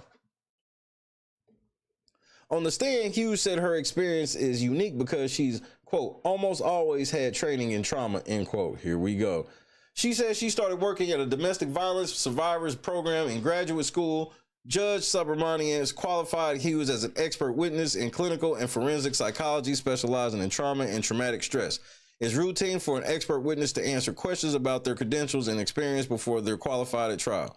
Hughes is expected to testify today about why victims in general remain in relationships, how victims cope in such relationships, why they engage in delayed disclosure, and the effect of trauma on memory. That's cool. I understand. That's fine in the sense. I don't understand why it's needed, because I don't care why Cassie stayed with Diddy. And I don't mean that like flippant. Like, whether she stayed with this nigga because she wanted to do the shit or she was trauma bonding. What does this have to do with trafficking?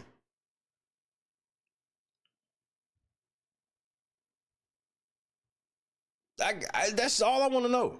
So I don't want to be flippant on that situation, because that shit is real. But every girl ain't suffering from that either, though. Subramanian previously ruled Hughes cannot testify about certain topics, including the idea of coercive control, nor can she speak to the credibility of the accusers in this case, because she would sit here and say that Cassie's completely credible. Psychologist Dawn Hughes says she's testifying as a, quote, blind expert, end quote, and will provide the jury with some information about domestic violence, rape, sexual assaults, and traumatic stress. Hughes testified she has not assessed any of the victims or the witnesses in this case, nor has she interviewed anyone connected to the case. She says she has seen some press coverage of the case, but she has not been following what's been happening in court. She testified that she's being paid $600 an hour for her work and $6,000 a day for testimony in court. You know, Rick is so wild and has went so far off the meter. It's shit that I can't even tell you on TV. I mean, you know, for the sake of our friendship, you know what I'm saying? I'm not even gonna bring it up. But trust me, he's went there. He has went where it's like, yo, Rick, man, what the fuck is wrong with you, man? You done took this shit too far. And his response is like this: there's no such place. Darkness, let's go to the abyss, nigga! I'm not with it, man. I don't want to go to the abyss, man. You know what I'm saying? Rick wants to go to the abyss. In fact, he dwells in the abyss. Rick James dwells in the abyss, okay? And he wants company sometimes, you know? And for some reason, he likes to reach out for me. Whenever I'm around, when he wants to go there, he will reach out for me to try to take me to the abyss with him. And I'm not with it, man. I'm not with it. And that's when we end up, you know, tussling or whatever, you know what I'm saying?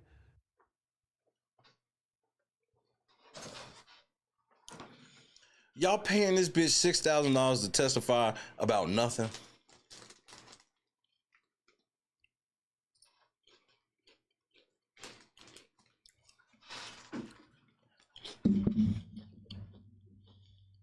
This trial is a scam.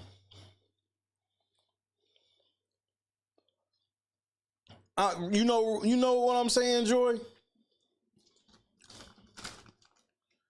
I'm shocked.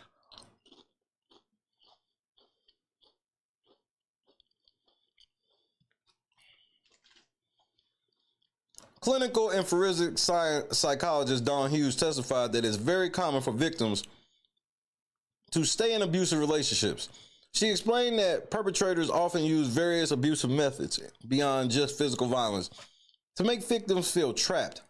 Quote, it's about the power and control that the abuser has over the victim, end quote, she said. Right.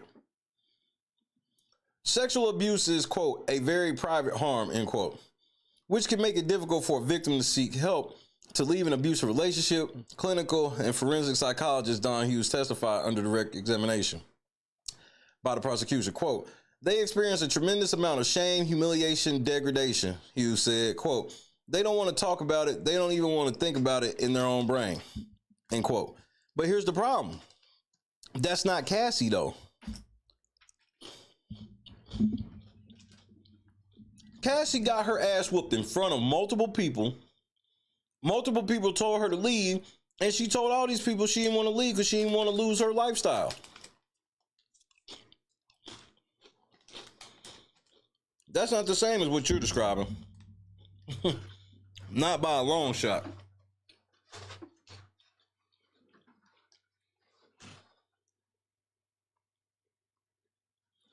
Psychologist Don Hughes testified that a victim's financial dependence on an abuser plays a very important role in their decision to stay in an abusive situation. Let's stop right there.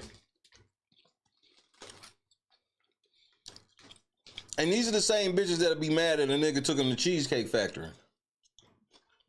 You can't have it both ways. You can't sit here and strive to get a nigga's money. Then you get a nigga's money and it comes with rules.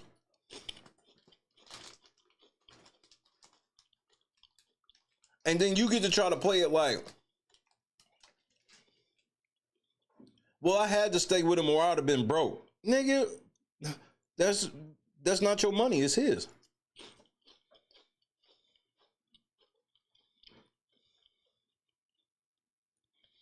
And that's before I remember that Cassie knows several famous niggas. She's fucking multiple niggas that supposedly had bread.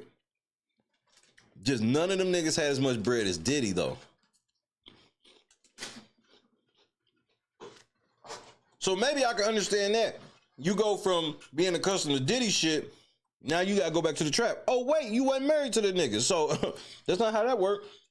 Now they trying to give bitches marriage rights in situations where they weren't married.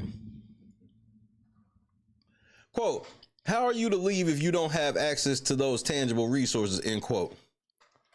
What do you mean? Why do you need money? Ain't your sanity and health worth more than money? Just leave. She had a mama house she can go. She had plenty of places she can go. She like having her own fly ass New York apartment and shit like that.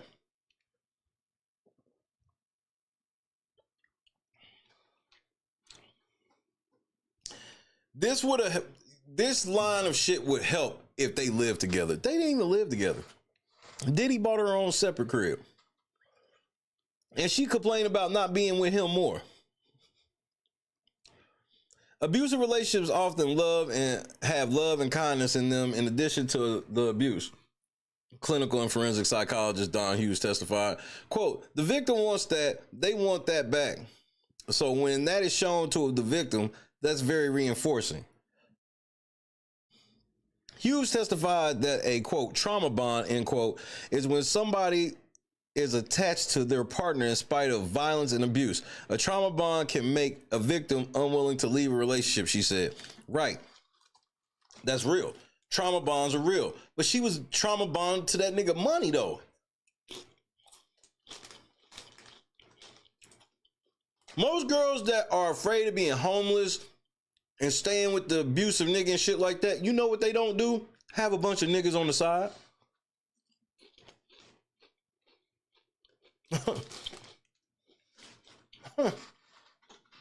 And Diddy didn't even have a key to her apartment. And she was complaining about him showing up to an apartment that he paid for unannounced. Clinical and forensic psychologist Don Hughes said it often takes multiple attempts for victims to leave abusive relationships. Quote, there's this pattern of returning and reconciliation and then returning again. She said victims could want to come back to, quote, the good version of their partner that they still do love, end quote. She said they may also return because the abuse is still continuing outside of the relationship. I don't even know what that part means. As the abuse becomes more severe, so do the coping mechanisms, psychologist Don Hughes explained. A victim's coping mechanisms usually exist within the confines of the relationship. Sometimes this includes fighting back, but the most common coping mechanism is trying to work things out with the abusive partner to stop the abuse and preserve the love. Quote, unquote. Psychologist Don Hughes discussed both passive and active self-defense during her testimony under questioning by the prosecution. Passive self-defense includes actions that are, quote, the least provoking as possible to get the violent episode to stop, end quote, including blocking punches and curling up on the floor, Hughes said. Active self-defense includes throwing objects or hitting back against abuse, she said. Victims use active self-defense, quote, to have some way of standing up for themselves, although in many cases, that usually results in more severe injury to themselves. Right. Bitches who like to fight tend to get beat up more than bitches who don't. That's a fact.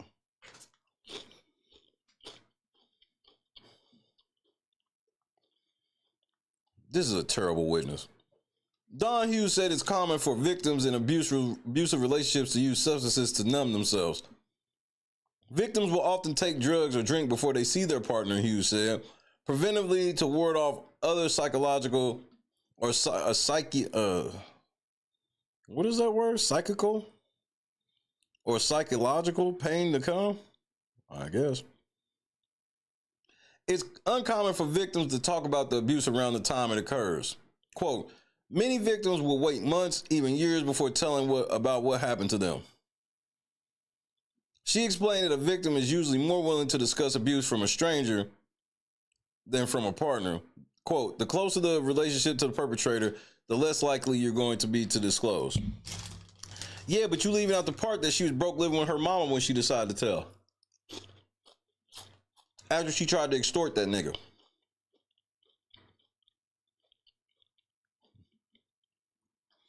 Abuse victims often use minimizing and hedging language when disclosing the abuse. Don Hughes testified under direct examination by the prosecution. Quote, they don't want to label themselves a victim. They don't want to label their abuser as abuser. It's too painful to admit that fact that, quote, somebody who loved me did this to me. End quote. They're still in self-blame. That can be true, but I don't think none of this applies to Cassie personally. Don Hughes testified about the ways trauma impacts memory. She explained that victims will usually remember the core gist of a traumatic event and the central sensory details they perceived as significant. Other peripheral details that weren't assigned any significance aren't remembered as easily, she said. Quote, that's a very unique thing for each position and each situation they're in, end quote, she said. Some traumatic memories can also be fragmented, but they can still be reliable. Don Hughes said victims tend not to recall each specific time they were abused. Within domestic abuse, there's a routine that happens, Hughes said, where a victim can conflate instances of abuse in the same way that the mundane routine events that anyone does frequently can run together, she explained. Cap. You're not going to tell me you don't remember every time you got beat the same way I don't remember every time I tied my shoes. No. Every time I brush my teeth, every time I clip my nails. No. Those are the mundane activities. And you miss me that you don't remember fights and shit the same way you do that. Some of us are in our 40s and 50s. Remember the first fight we ever had.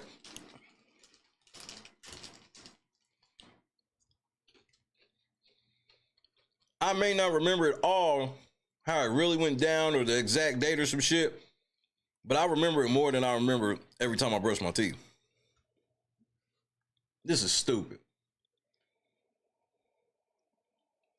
Hughes said a victim may commonly say something like, quote, I know I got punched a bunch of times, but can't tell you when that was. You can't tell us about when?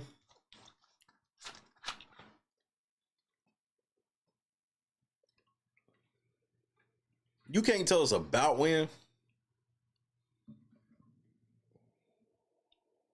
Victims are more likely to remember isolated incidences of abuse that are connected to a, quote, marker, end quote, or a significant event for a victim, such as a birthday or anniversary.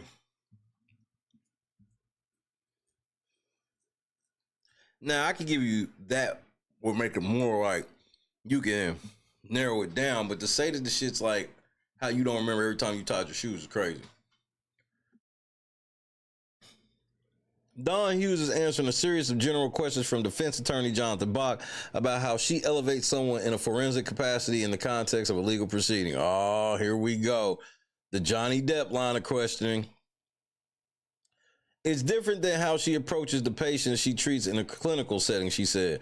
She'll typically administer a comprehensive interview or other psychological tests and evaluate external information to offer a detailed analysis of someone when she's hired for forensic psychology work.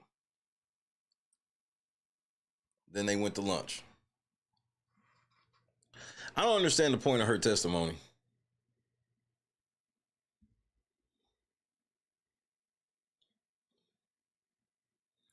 Defense attorney Jonathan Bach asked psychologist Don Hughes to confirm she has not gathered detailed information about the specific facts of this case.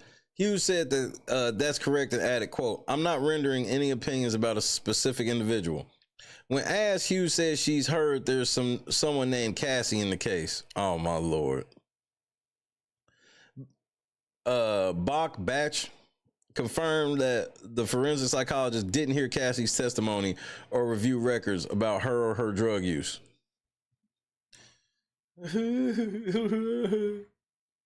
Jury gets told to leave the courtroom. What the fuck? Lawyers debate asking psychologists about webinar she gave in 2015. Uh-oh.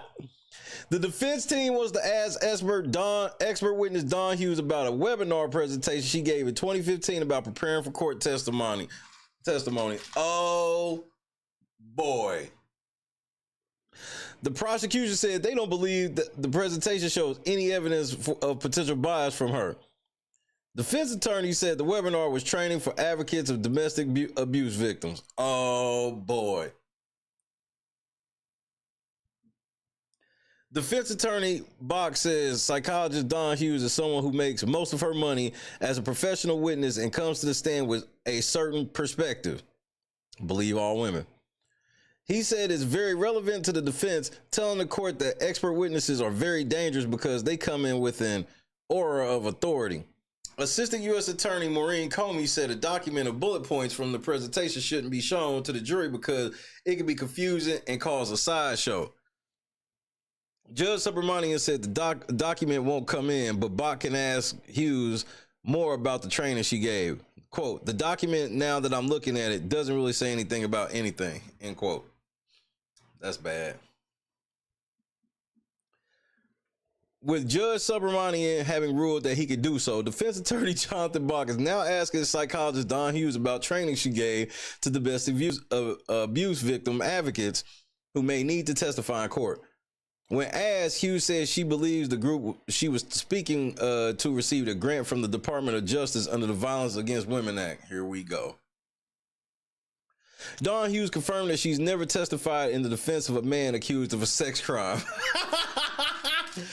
Quote, "I don't evaluate offenders." She on record saying she can't find a single case of a man being a victim of a sex crime, nigga. Men are always the offenders. Why, when the jury is mostly men, would you call this bitch to the stand?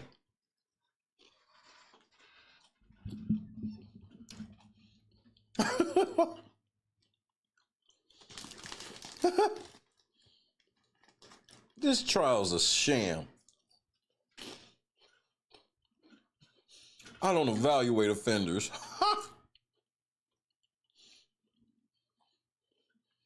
Wouldn't you think as a psychologist you would want to evaluate offenders to try to protect potential victims? V12, what's happening, cuz? Defense attorneys and prosecutors have been having a couple lengthy sidebars over defense attorney Jonathan Bach's cross-examination of psychologist Don Hughes. Bach asked her about 6 meetings she had with prosecutors concerning her testimony, some of which have been since the trial started. Hughes has maintained that prosecutors have not discussed specifics of the case with her. Then why do y'all need so many meetings? Defense attorney Bach has finished cross-examining psychologist Don Hughes. Assistant U.S. Attorney Mitzi Steiner is back up for a redirect examination of Hughes. On redirect, Steiner confirmed with Hughes that the psychologist evaluated only court filings that were related to her testimony, and any filings she reviewed were redacted so that she couldn't read any facts of the case. And that's what you got to get on redirect and defend yourself. That's terrible. In her final question on redirect, Assistant U.S. Attorney Mitzi Steiner confirmed that psychologist Don Hughes has been retained as an expert witness by one of Diddy Diddy defense attorneys in another case. You just taking bread from everybody. On recross examination, defense attorney Jonathan Bach confirmed that Hughes had worked with defense attorney Brian Steele in the past, but she didn't testify as a trial witness in Steele's case. Dawn Hughes is off the stand. That's a massive L, bro. Massive L. This was just a waste of a witness, bro. Why would you put this bitch on the stand, bro? She brought no value to this shit at all. And she told you she couldn't.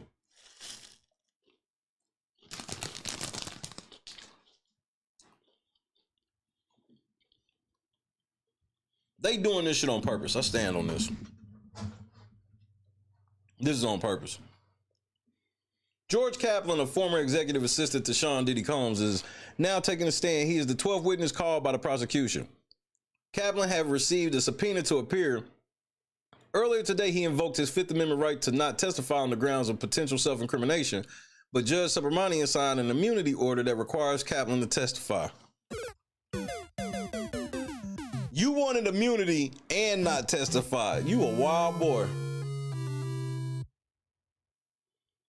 You a wild boy. Diddy, you got a lot of assistants that look like people I didn't expect them to look like. It ain't even necessarily do these niggas be white, but they definitely look like older than I expected.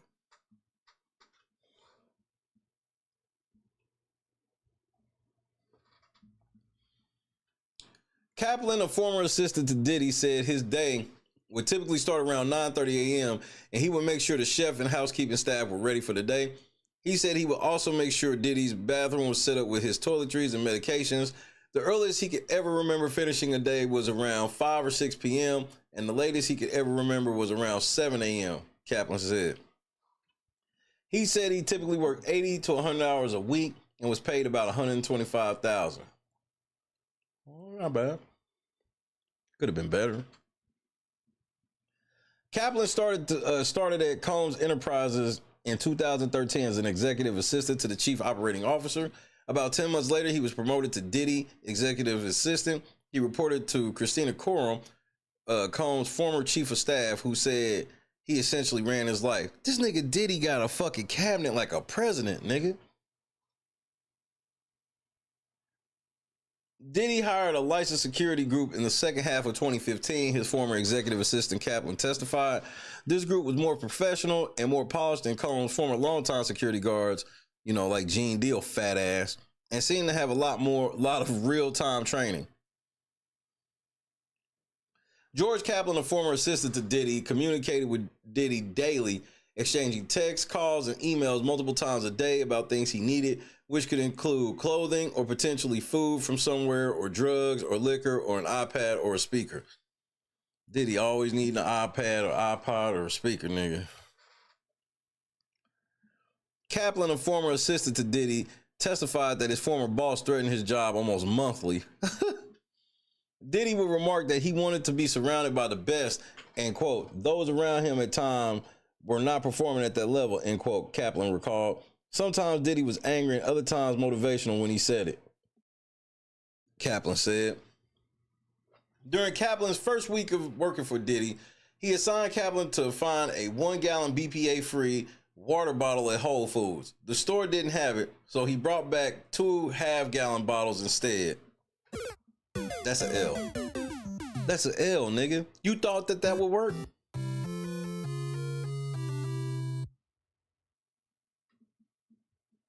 Diddy angrily told Kaplan, the nigga he pays $125,000 a year to be his gopher, that he didn't bring him what he asked for. And he's right. I pay you $125,000 a year, nigga. When I tell you what I need, that's what I need. Now, do I think that he should be getting all mad and shit like the fuck no? But I understand where Diddy's coming from the level of, nigga, he pay you $125,000 just to do shit like this. Quote, he was very close to my face, end quote. Kaplan, a former assistant to Diddy, traveled to various destinations with Diddy, including New York, Miami, Atlanta, DC, and Orlando. He will either fly on Combs' private jet with him or fly in advance on a commercial flight to ensure that Diddy's lodgings were, quote, set up properly, end quote. Kaplan testified that the first time he was told to set up a hotel room for Diddy, he was given a bag and told to unpack it. The bag had clothes, a speaker, candles, liquor, baby oil, and lubricant in it, he said.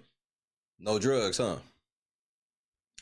After that first time, he said he would often buy the same supplies with his corporate credit card. He said Diddy or Christina Courtroom, Diddy's former chief of staff, would usually instruct him to set up a hotel room.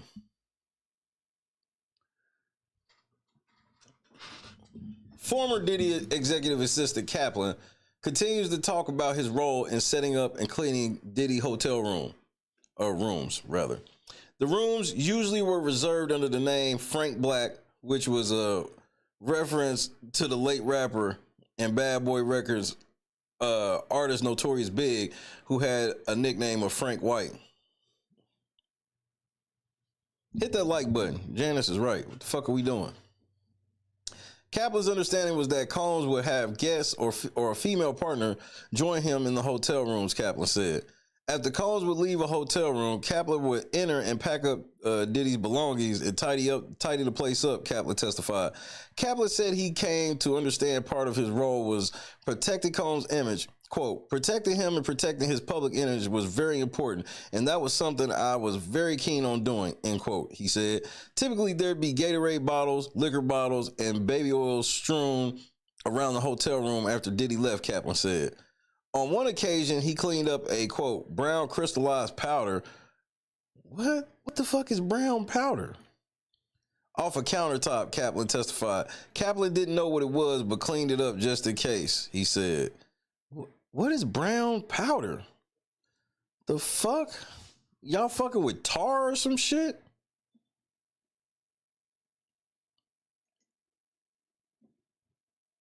She might have stayed for the dope too. That's possible. Cause she stayed on that. That's why I'm like, y'all blaming Diddy for shit. She was on them drugs for 5 years after Diddy. Diddy went to a facility.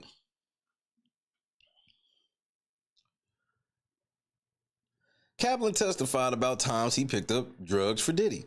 Kaplan, a former assistant to Diddy, recounted 2 times he said he picked up drugs on Diddy's behalf, once in Miami and once in LA.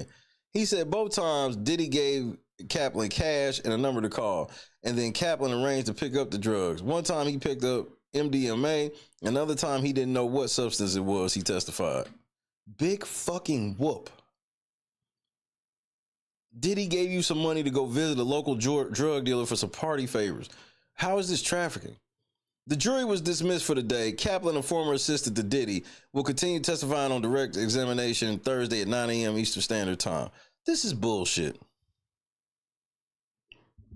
It had to be some level of tar or something, Scott.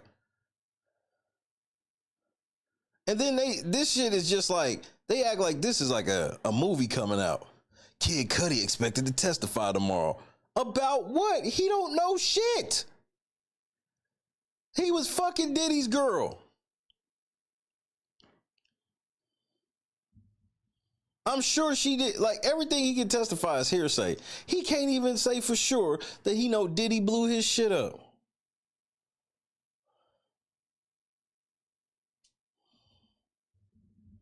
What I'm saying is, like, we're gonna find that person. Yeah. When we do find him, once we get him back, I'm gonna give him right back to them. Really? And say, congratulations, you played yourself. Lisa, what's happening? This was another L of a day for the prosecution. Every day since Cassie, it's been limp noodle, bro. None of this shit. Everything's missing the mark. They get the detective up there. He admit that the guns wasn't even put together. That's why they ain't charged this nigga for the guns. This nigga Diddy is this fucking dope fiend, but he got a long time assistant up there. It's like, nigga, I remember 2 times I went and got some drugs for Diddy when we was out of town.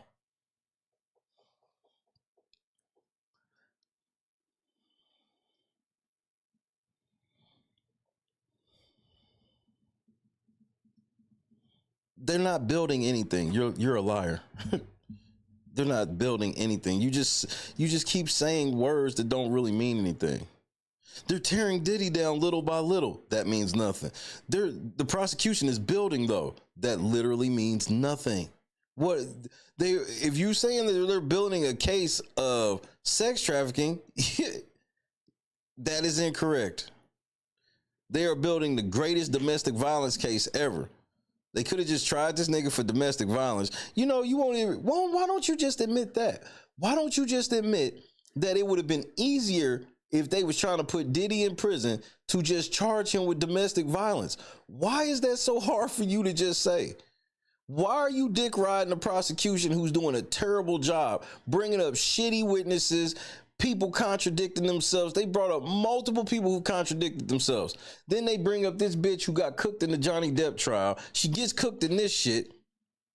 She goes on record of a majority man jury, and the way she wanted to gain credibility with them is by saying that all abusers in sex crimes are men. They're not building a good case, bro. You can think Diddy going to prison, that's cool, but you ain't gonna sit here and just lie about fact. They're doing a terrible job. You should be mad. You actually should be mad at them niggas. Me, the shit funny to me. You should actually be mad at them. You should be like, man, y'all niggas, y'all can actually get this nigga for this shit. Y'all keep doing stupid shit. You won't even admit they do anything wrong. They building. They're tearing Diddy down. They're literally not. They're literally not.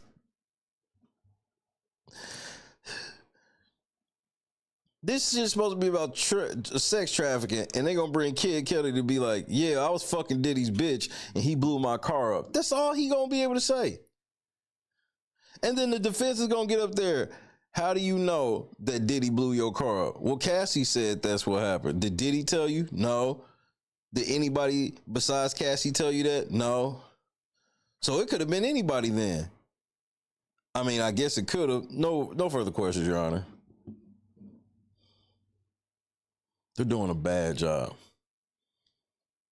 They're doing a bad job. They're doing a bad job. And then they're doing it on purpose. The fix is in. The fucking fix is in.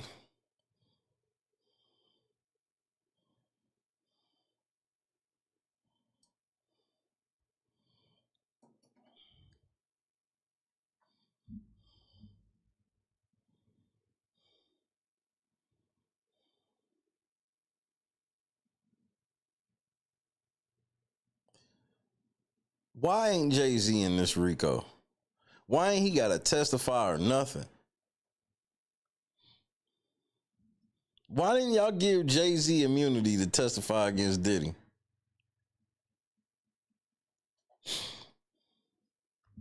And I'm serious too. I mean that shit. I ain't even joking. Because Diddy could speak on some trafficking.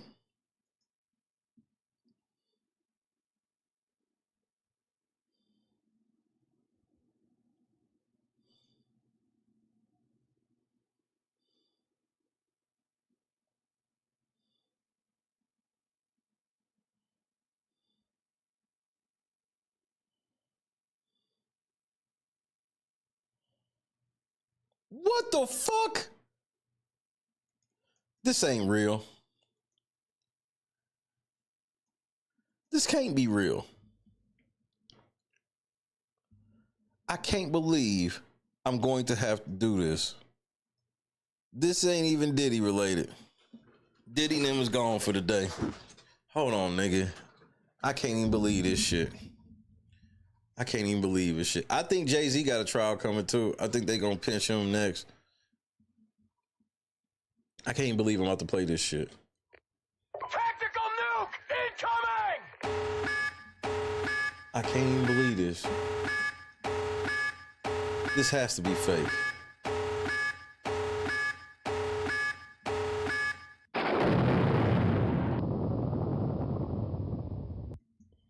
What's the weirdest guest that you've had? Can you say without insulting anybody? Or is everybody just really nice? Are they on their best behavior? Everyone is absolutely on their best behavior, but one guest did tell me that they wanted to stay with me so bad. I only found this out after they stayed with me, that they were reloading my page like thousands of times. Oh my God. And I thought to myself, this is, I don't think it's a good sign, but maybe Yeah. a little bit much, but it turned out to be an amazing person. Like concert tickets, Yeah, right? like just reload. And I'm like, these chips are not worth it. I gotta be honest with you. Like, they're pretty average bacon. Oh. That's great. Yeah, but you know, I have to say, Brian, if I'm a single girl out there and I find out that Brian Chesky is single and I can like stay in his house, Here she have goes. you ever? There you go. Right you to the relationship, ever- but Brian, you don't have to be feel pressure. No, but we've never talked about he this. just got here. Have you Her ever? and her husband have tried to set me up before, so this is Yeah, I'm very invested Yeah, in I appreciate Brian's it. Love life. But Wait. so you've never met anybody that way? Have you found? No, I haven't. Most of the people have stayed are couples, actually. Oh, well, that's yeah. It's. But now that you've given I the put whole some- world Yeah. an idea. Gee whiz. Wait, Well- so Barack has actually tried to fix you up. Oh, yeah. Is he any good at it? Did I just hear the first lady, the former first lady, sit here and just say that she would, if she was single, she'd go stay with another nigga?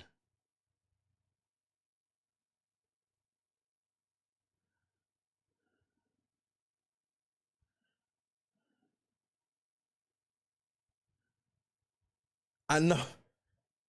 I have to play this for Michelle Obama. Ain't this a bitch? From the streets did she emerge, into the street she will return. She belongs to the streets. Grace, I've been hearing this shit for a few months, and I ain't, you know, couple reasons. I ain't giving no air because it was just rumor, and number two, like, you know, I don't like talking about anything these niggas in politics. But this is the first time this shit's like, oh boy. She's openly talking about staying over a fucking gay nigga house if she was single. Why you gotta be single to stay over this gay nigga house? You one of those.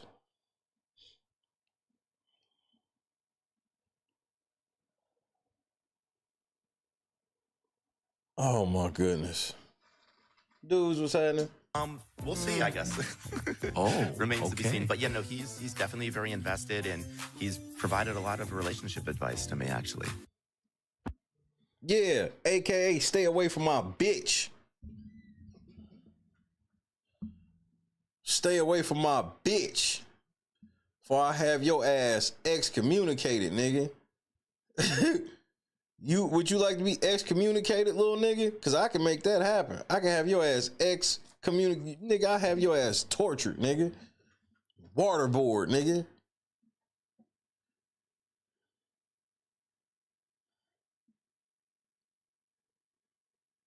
Yeah, she looked quite different. She got a head full of weave and she trying to get chose.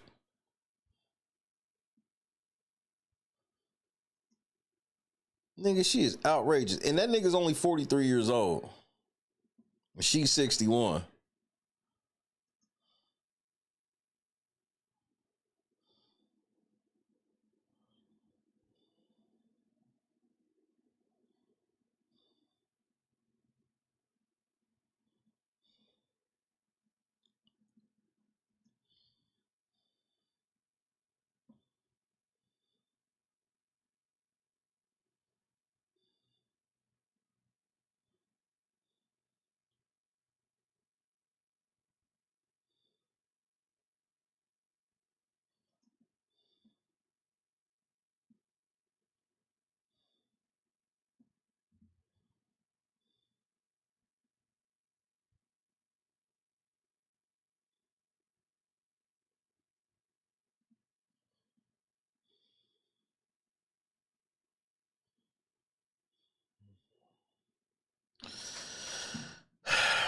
I don't even know what to say anymore.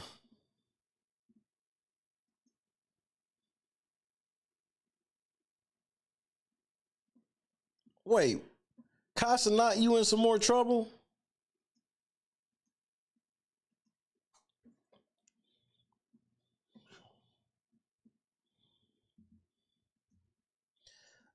Obviously, I'm probably only staying for probably about another half an hour-ish.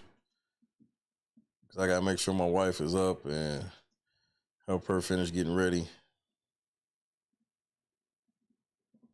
And make sure I don't need to run to the 24-hour store to get me anything else before it's all said and done with. But Kai, what is this? I don't care about a streaming university.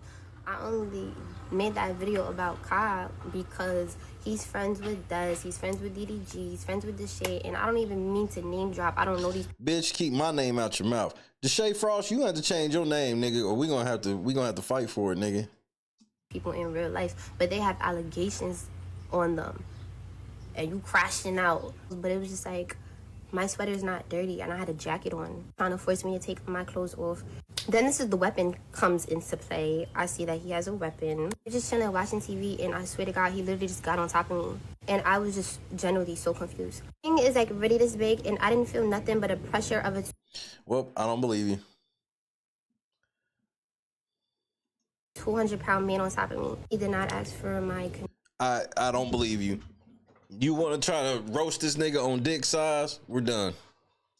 Same. I felt like Hannah Baker like stuck.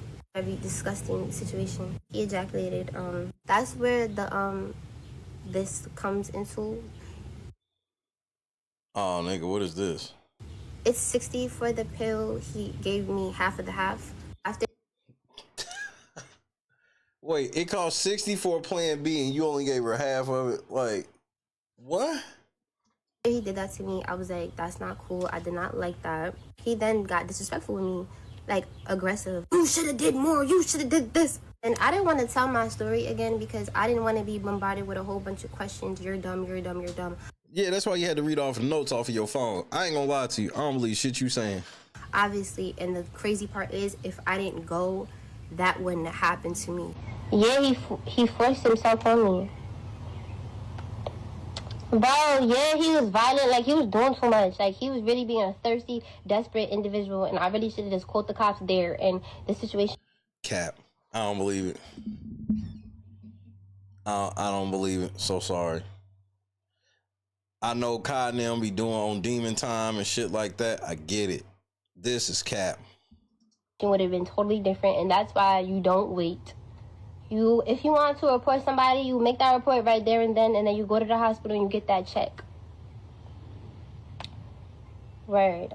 But that's why I really don't want to like go into details because it's like really traumatizing. That's why I violate him, and that's why I make awareness to this because I am still traumatized from the fact that I try to act like it didn't happen. So when it happened to me, I try to act like it didn't happen. So it's just like I try to just forget about it. And then afterwards, he would try to like come back into my life. So afterwards, my what? This don't even make no sense. Friend called me one day like, "Oh, come to the studio," and then Des was there, and then he tried to talk to me on the phone, and then I just like I started cursing him out, and then I hung up. I was like, "Bro, I don't fuck with you." Like, yeah, she was a fairy. Yo, Rick is so wild and has went so far off the meter. It's shit that I can't even tell you on TV. I mean, you know, for the sake of our friendship, you know what I'm saying? I'm not even gonna bring it up. But trust me, he's went there. He has went where it's like, yo, Rick, man, what the fuck is wrong with you, man? You done took this shit too far. And his response is like this. There's no such place. Darkness. Let's go to the abyss, nigga! I'm not with it, man. I don't want to go to the abyss, man. You know what I'm saying? Rick wants to go to the abyss. In fact, he dwells in the abyss. Rick James dwells in the abyss, okay? And he wants company sometimes, you know? And for some reason, he likes to reach out for me. Whenever I'm around, when he wants to go there, he will reach out for me to try to take me to the abyss with him. And I'm not with it, man. I'm not with it. And that's when we end up, you know, tussling or whatever, you know what I'm saying? Capopotamus. Cap. The internet can shame me for my job choices at the end of the day. What I do with my free will doesn't justify BTBD's SA me. Instead of victim blaming and shaming women, how about we hold men accountable for their actions? Shut up, bitch. I don't believe you. I don't believe you at all. So you're a whore. You're a whore on the side. Got it.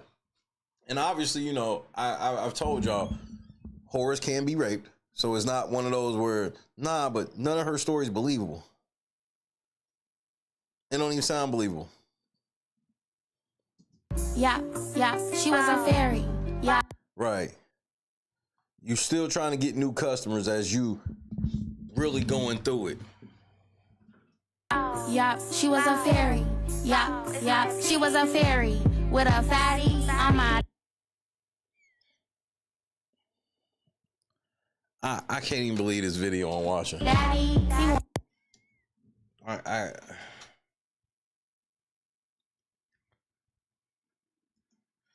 Now shout out to Chris Brown got bail, $6.7 million for this nigga to get out.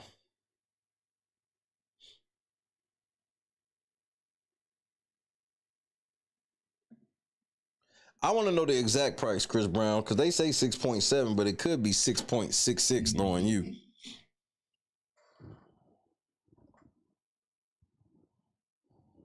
Yo, the devil's in full effect. A fairy with a fatty.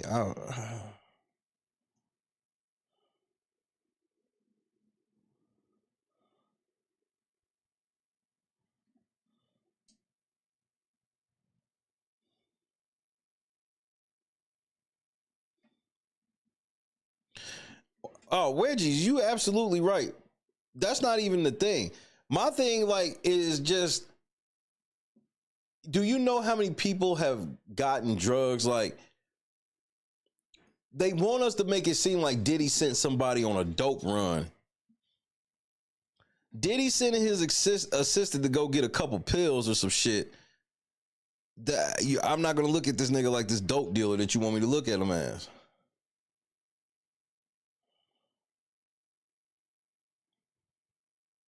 This shit crazy.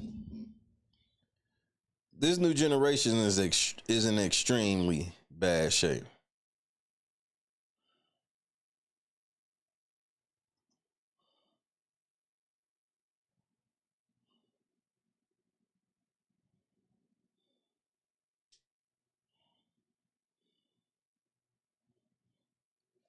Rod Wave locked up.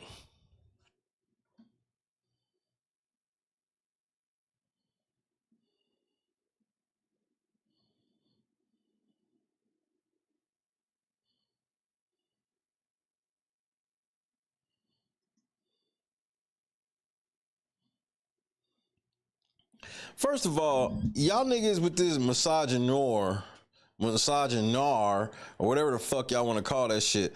All that shit is a way for you to try to say everything is misogynist. That's all misogynoir means. When you can't really point to anything that's misogyny, most of y'all niggas who use that word don't even know that misogyny means the hatred of women.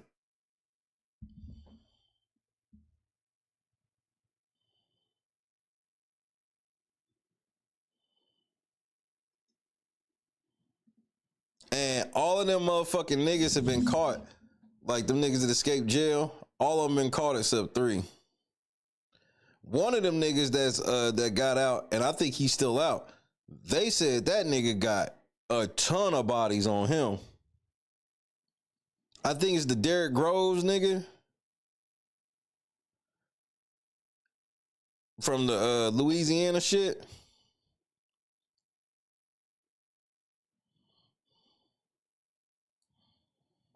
I think he got multiple bodies. I agree, Potato. I mean, this is some shameful shit.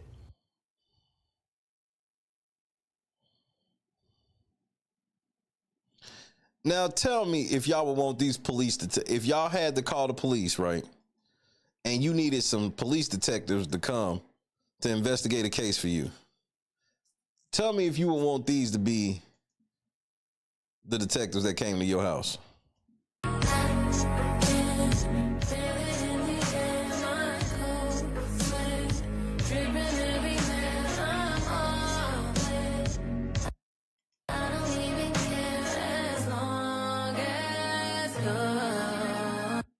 I'm Detective Murray.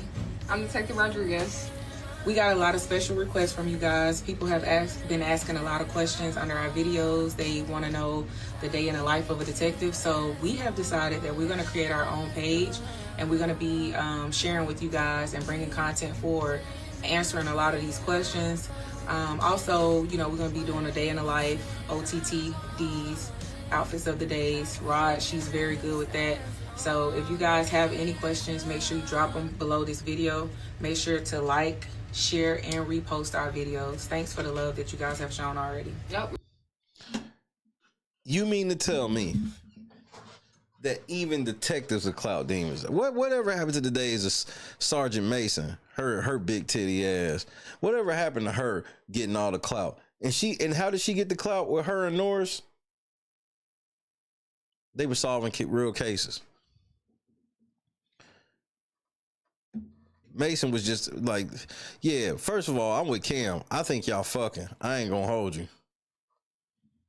I don't even know if those are real police badges, to be honest with you. You hoes could be just faking this shit. But I'm with Potato. If this is y'all real shit, hopefully soon y'all will be fired. I saw this shit and I was like, man, clout chasing is just going too far now. This is like everybody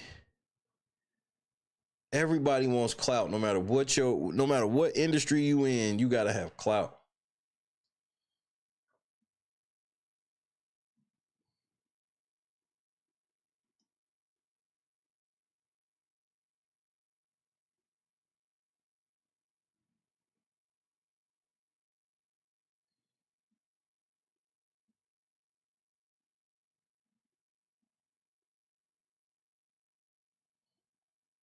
I know a Dick Van Dyke when I see one. I feel like I do as well.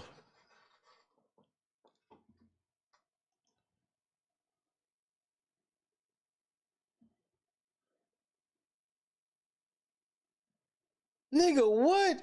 No! Y'all coming after hot sauce now? Nigga, hot sizzle ain't even, bro. This nigga ain't even sizzling anymore, man. They coming after hot sauce, bro. This is, bro. This shit is starting to jump the shark. Hi. So, trigger warning. This is going to be a very controversial, probably thing people are going to. This is a very big thing that I'm about to talk about. So you made sure to put on full makeup and lashes first. Got you. Go ahead. That I'm brave enough to talk about now because I owe it to 16-year-old me to talk about it. In 2007, the basketball team and one came down to our school when I was a young woman. And they did a performance of whatever basketball type. I don't even care. Okay. Long story short. They left syringes in the bathroom. They were kicked out of they were never allowed back in that school again. I don't want to say where I live. There is a man on the team, or a coward on the team, named Philip Champion. A lot of people know him as Hot Sauce. Nigga, Jim Irsay died, nigga. I missed that. Didn't nobody even tell me. Nigga, R.I.P. Jim Irsay. From And One. I was 16 years old. My friends and I were at Hastings. We walk out, and we were approached by him, his friends, in a van. And he was aware of our age. You know, he asked how old I was. I told him. He said how pretty I was and how my lips were beautiful, and that he just thinks I'm a beautiful young girl, and that I needed to hang out with them because they were going to have a party at a hotel in the town I live in. Okay. I've always thought that it couldn't have been rape or grape, whatever you want to say on TikTok, which I should be able to say what I need to say and it be on here. Because I went to the party myself. And as young women, we are told, you ask for it. I didn't ask for what happened to me that night. I went to the hotel, And I followed him into a room. How did you wait? And wait. You now this is where I gotta be like, I don't know. You want me to believe that you were 16 years old and you went to this hotel room and he knew that you were 16 because you showed up.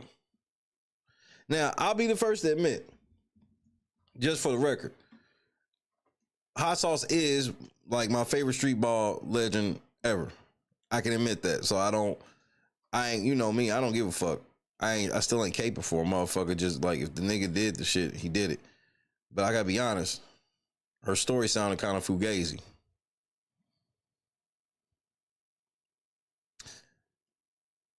But go ahead, sis. She coming after Sauce. He Good night, Tata. Raped me. Hey, Tata in the cut one time. Ladies, we breaking them out. God is great.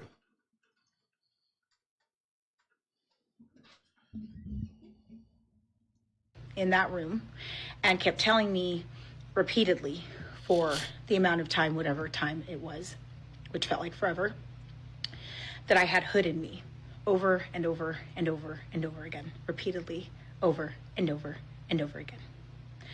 I had a couple friends who heard me screaming, but again, we are young women and too afraid to do anything about it because nobody takes us effing seriously. Nope, we not doing that. This story's cap. Whenever you throw these fucking talking points in here to make it seem like, no, there's plenty of women who rape allegations get taken seriously. I'm not going to let you say that. I'm not going to let you say that you didn't tell because nobody takes rape seriously. Bullshit. You can tell me something else, but you can't tell me that. That's cap. I'm doing this because so many young girls blame themselves for what a disgusting man does. And that disgusting man has been walking around since I was 16 years old. And I don't know what he has done or what he's capable of, but I've tried to come after him. I have told Ann one, I have put in complaints, and none of it is. You put in a complaint. You didn't call the police, but you was hitting Ann one. Why? Somebody tell me, why was she hitting Ann one instead of the police? Somebody. This is easy. I hope somebody can figure this out because this is easy as fuck. Why was she hitting Ann one instead of hitting the police?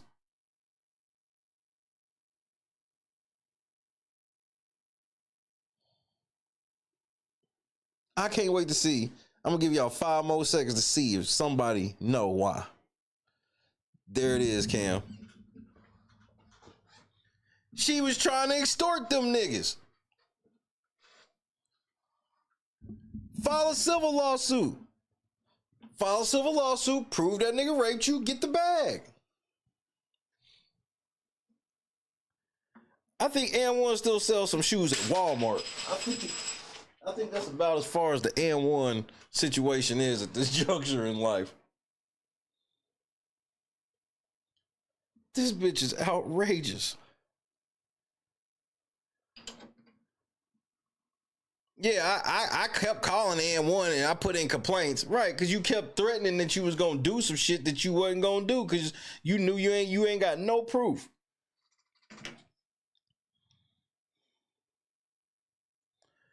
Them niggas was broke back then. Them niggas didn't have hotel rooms like that.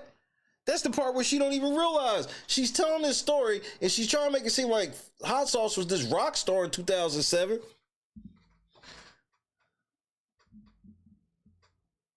Nigga, this picture right here is probably about 2006, 2007. Them niggas was broke. They were traveling the country. You know, they was on meager accommodations. They was riding on a tour bus, all of this shit. And they was expected to perform at a high level everywhere they fucking went. And part of the reason them niggas, it took them so long to get on, bro. Well, actually, for the record, my favorite street ball player of all time, and this is no disrespect to Philip Champion, because he's number 2 on my list and Professor's 3rd. But of all time, nigga, obviously it's Skip. Skip to Malou, aka Rafer Austin, nigga. Rafe.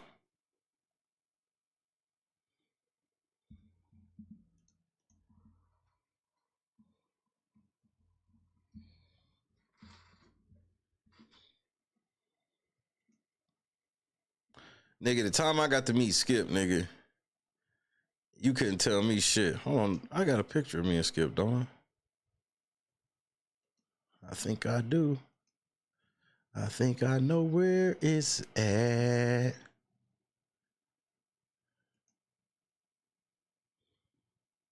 Like, I be wanting to believe niggas, bro, but this story's fugazi, and he didn't have money like that. She would have been in a room with like 3 or 4 other and1 niggas.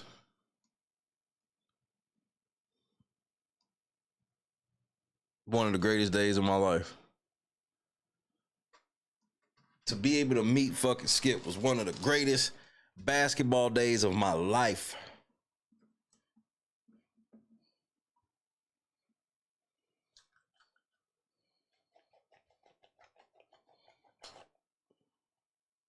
Yes.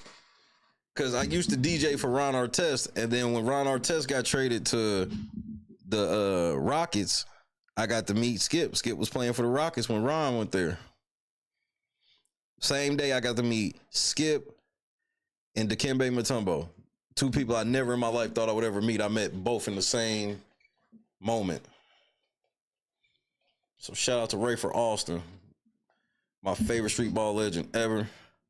And I still love when he got mad and smacked Eddie House in the head. That was the funniest shit ever.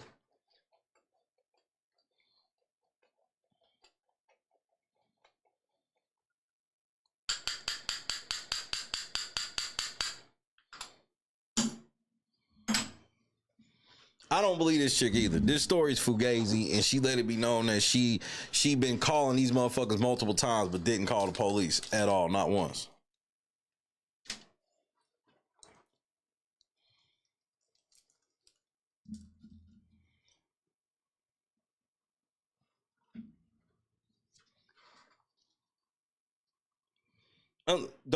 Don't go, Mo, right? Do not go to the hotel room unless you know what you getting ready to get. Ain't nothing in that hotel room but some dick.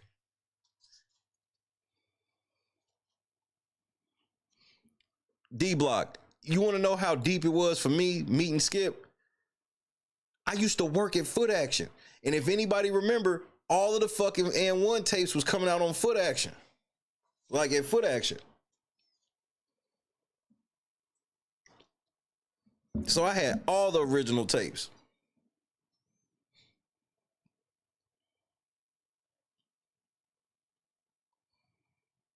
So I used to sit, the shit used to be playing in the store all day. And nigga, to me, when I got cause the picture of me and Hot Sauce, that was from, I got to actually work a halftime show for when they came to Indianapolis. That was amazing. I got to meet everybody. AO, Spider, the court announcer, nigga.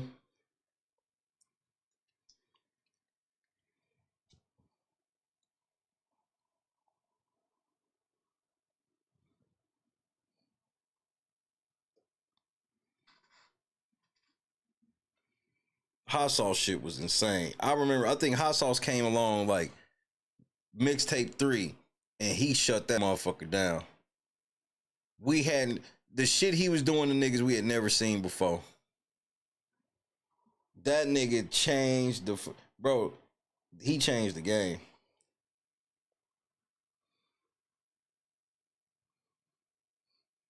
But when I met him, he a cool ass nigga though. On TV, he came across like he could be kind of a dick or something, but he was cool as shit. Him and Professor were cool as shit when I met them.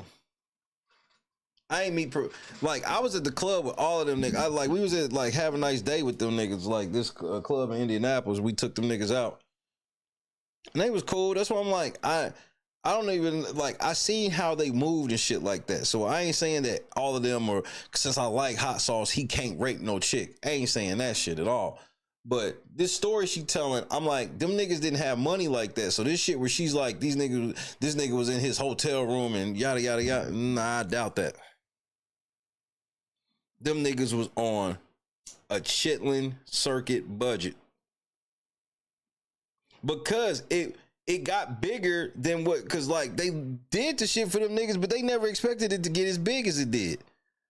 The shit got way more huge than anybody ever expected. They ended up turning it into a TV show on ESPN and shit like that.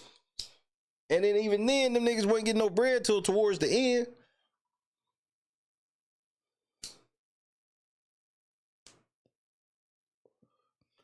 Have a nice day cafe in Indianapolis. Used to be a white people spot. It ain't even there no more. It's called, I think it's been like 4 clubs since then.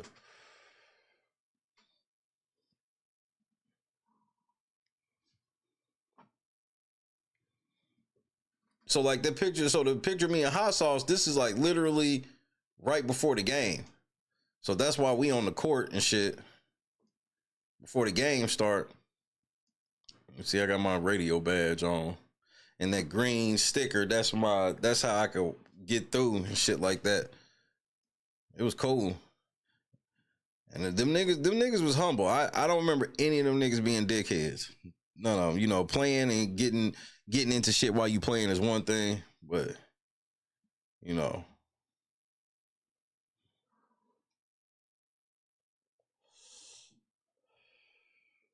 It's hard for me to believe her story with what I know how them niggas was moving. I know for real how they were moving, and them niggas was broke.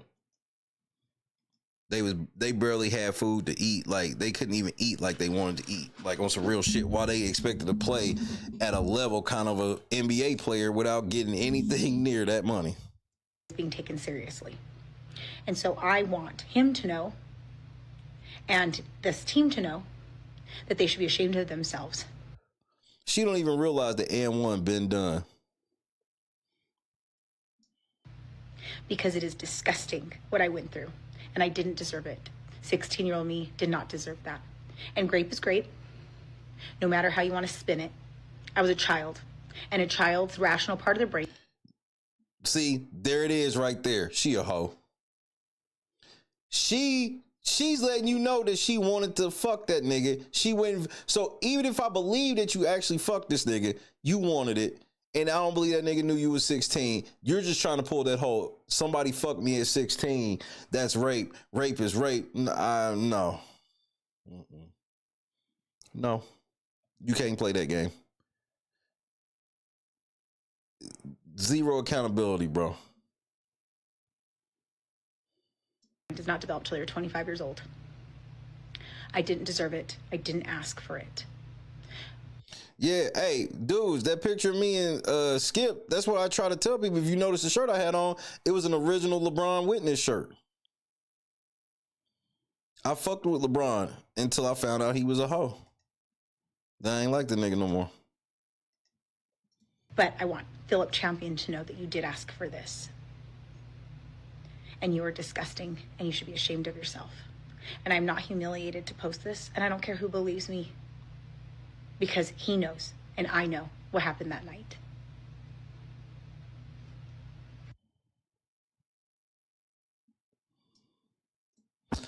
Well, you gonna need more than that from me. Like it ain't enough for me to say, like the other chick I know for sure is lying. With this chick, she could be telling the truth, but I need more to go on because I kind of don't believe you just based off the fact of I know how they were moving and they wasn't moving like that. And you thinking them niggas had money, them niggas did not have no money.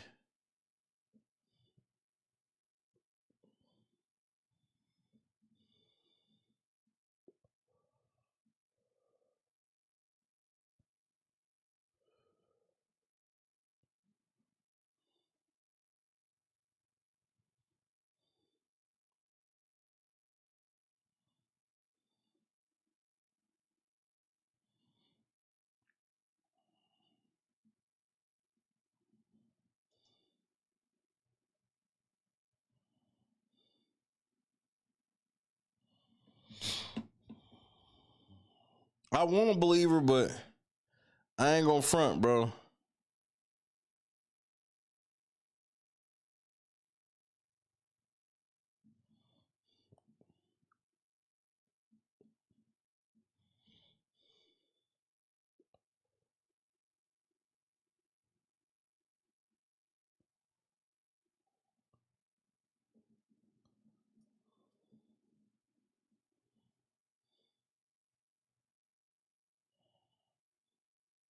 Not they done locked the nigga up for helping them niggas escape. I did hear it was an inside job.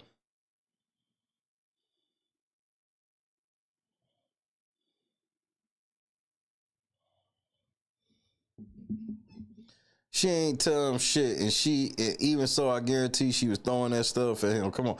When she say shit like, rape is rape, I was 16, that lets me know that you trying to hit him on this technicality.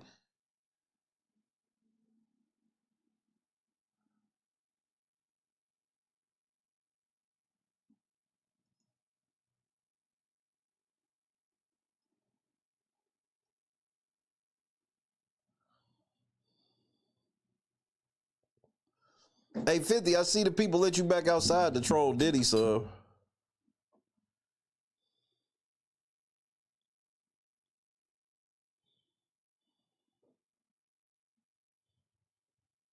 This motherfucker, I'm gonna be honest with you. I so don't want this trial to go no 8 weeks.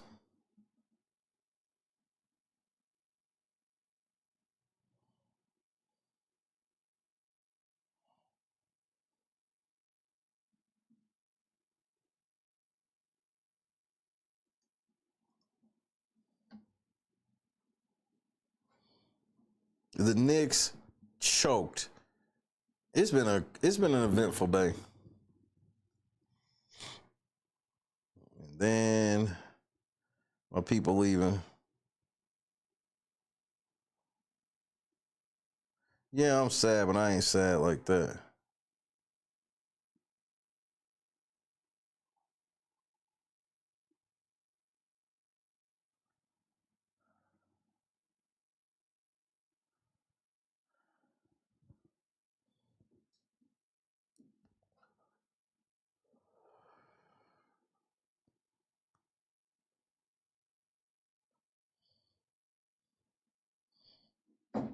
I'm just waiting for them to talk about trafficking, Scott.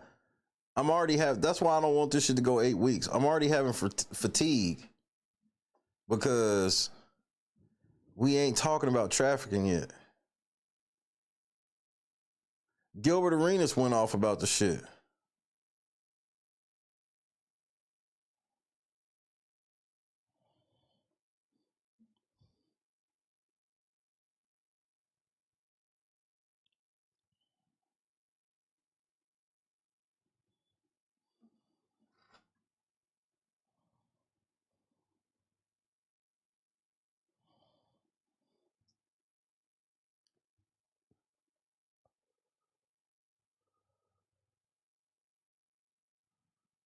It's the putting on a full costume to come tell your rape story for me that be bothering me.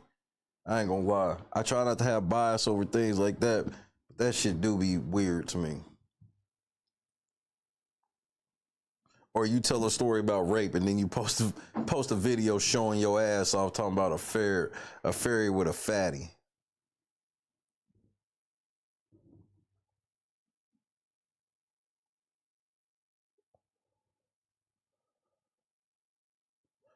That shit just comes off a little weird to me. DJ, what's happening? Diggity, what up? Sandy, what up?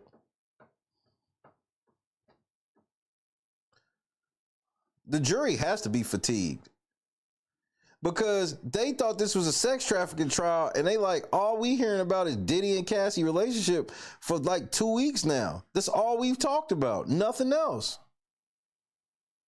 We haven't talked about anything else.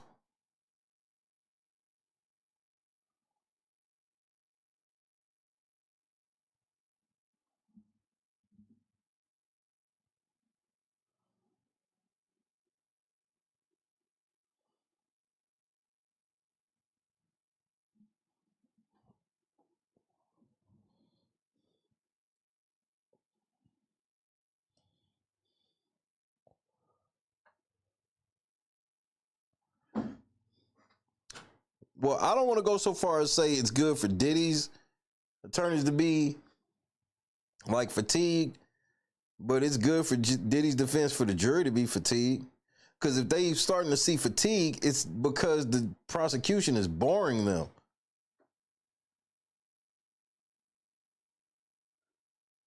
Because the jury's going to have instructions as soon as they go to deliberate that say, this is not a domestic violence case. You can't convict him because of domestic violence. You can use this domestic violence as a piece to get these factors for Rico. And they're not going to be able to do it.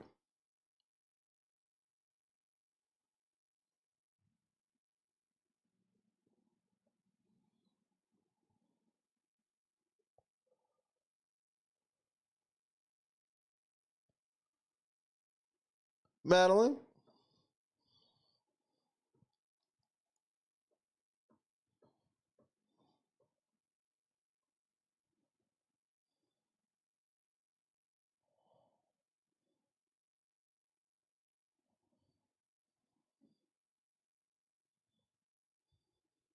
And all them people that put in them motherfuckers, like everybody who fucking suing Diddy for this shit, like got they civil suit, and they civil suit involves baby oil that was that had drugs in it, your shit getting thrown out.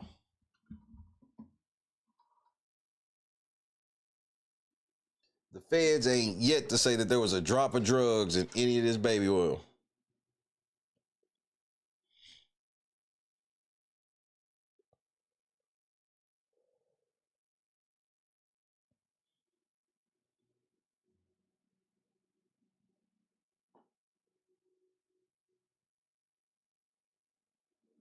Everybody's waiting for trafficking. There's several people that was full on like Diddy's going to prison that have started to soften their stance because they like, when are we gonna get to the? When I heard Gilbert Arenas go off on the shit, I was like, there we go. It's starting to happen.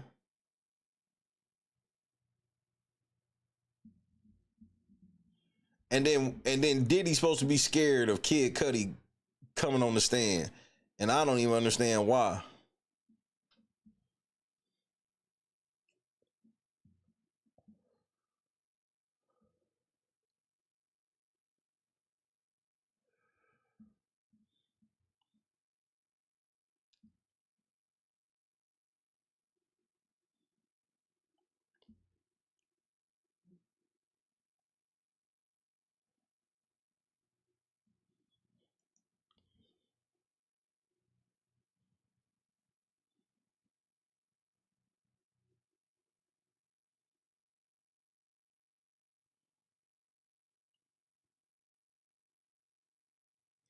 Yeah, people, well, that's because they don't really be locking motherfuckers up for perjury like I wish they would.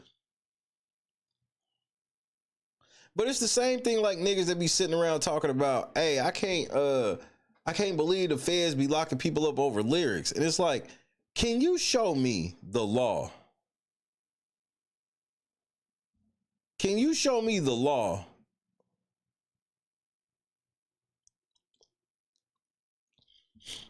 Just show me the law that says you can talk about your crimes that you've committed, but as long as you do them in a rap song, they can't be used against you. No, what they can't do is taking generic lyrics about doing certain things, telling stories. It doesn't just apply to you niggas as rappers. It's for actors and writers and authors. You can write a story about anything, and they can't turn around and say because you wrote a novel about murder that makes you a murderer. But if you wrote a novel about a specific murder that you did, they can use it against you. Like, I just been laughing at this Dirk shit because I'm like, you niggas are retarded.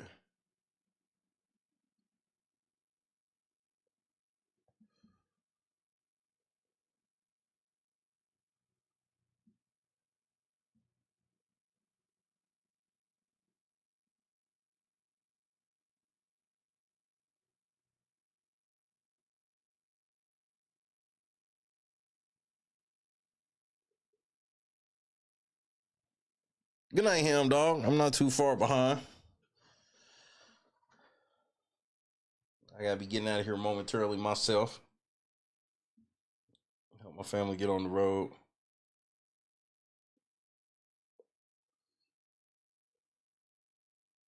Right. These motherfuckers be like, you can talk about, I can't believe they putting Dirk on trial for the murder. Da, da, da, da. I'm like, there are literally songs where Dirk talk about shit. They use the academics and shit against them. Like when that nigga said, yeah, they kept telling me to slide for Vaughn, but for some reason I don't be seeing them comments no more. Alluding to he done killed a motherfucker for Vaughn.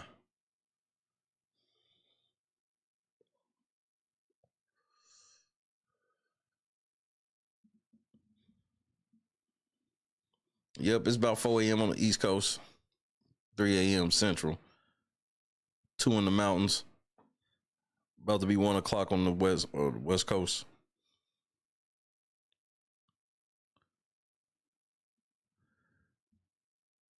That's the part where, but I've said it a million times, Gamer Girl, in the last like 8 trial days.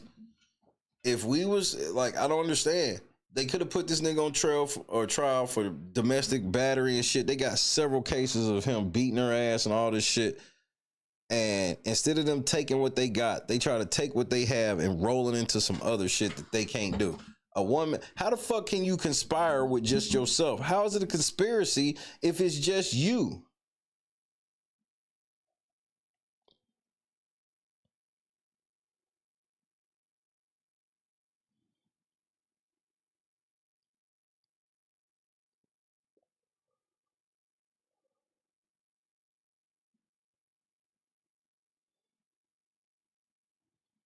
How is it a conspiracy if it's just you?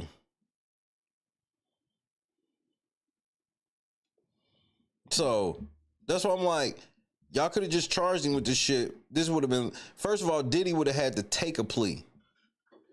There's no way Diddy would have went to trial. Diddy's lawyer said the shit in opening statement.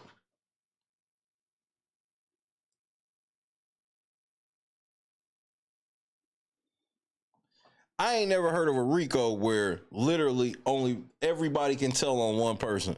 All of these crimes that so-called happened and all these fucking girls and shit that were, you know, supposedly trafficked, and how Diddy's whole team helped them do it. And then somehow they all get to tell on Diddy. Everybody. Nobody else needs to be held accountable. Nobody.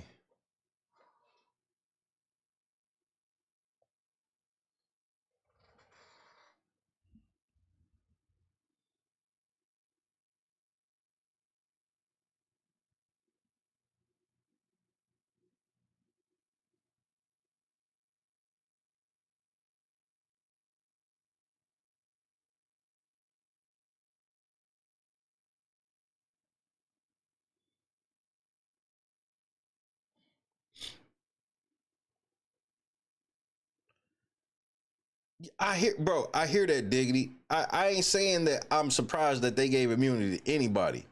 But giving immunity to everybody except one person, we need everybody to take Diddy down, then that means your case weak as fuck.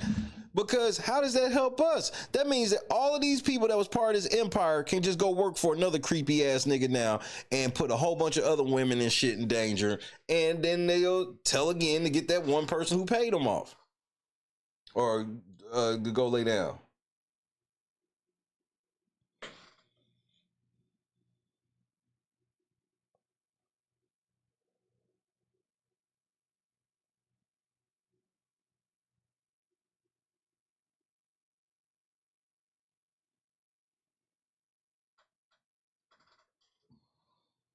And then you calling in witnesses like the bitch that got cooked in the Johnny Depp trial. You bringing up Don Richards, who fucking couldn't keep her story straight for shit. So many people have gotten up there and switched their stories from shit they said on paper.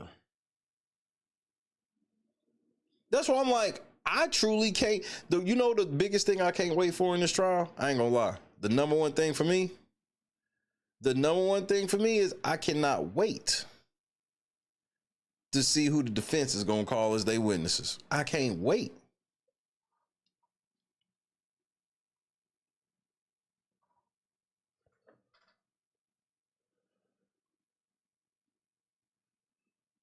I cannot wait.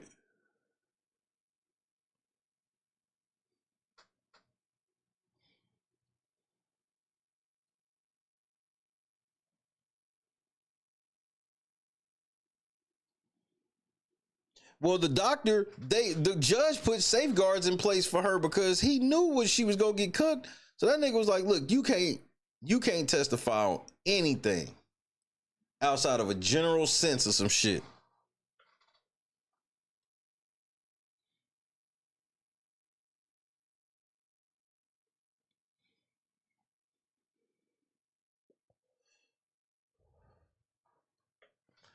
Today we get paperwork done officially. Wild scene.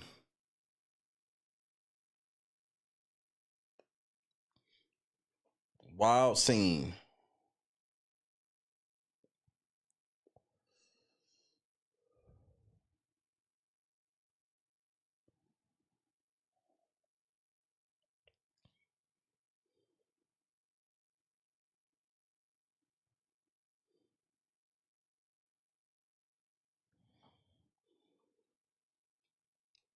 First of all, let me say this about like letting everybody snitch. How the fuck are y'all letting everybody snitch and still ain't got no fucking smoking gun on Diddy? Y'all let the whole criminal organization tell on this nigga and ain't nobody gave you nothing good enough yet. Let that make sense.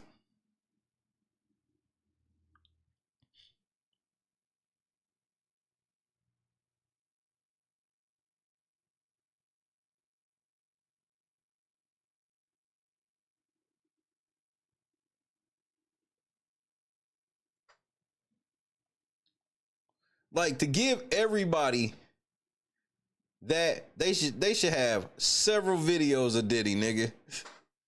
They should have several videos of Diddy. They should have all types of shit.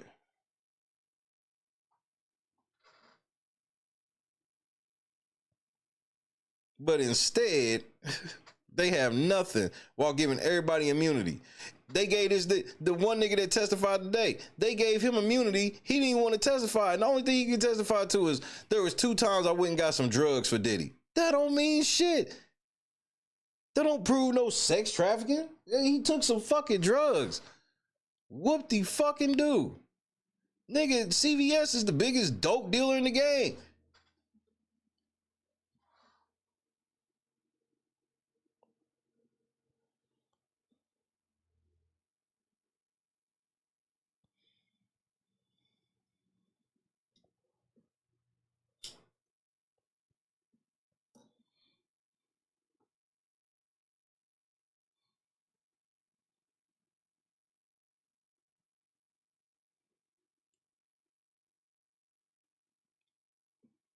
Who knows? That's why I keep watching it, because I have my feeling.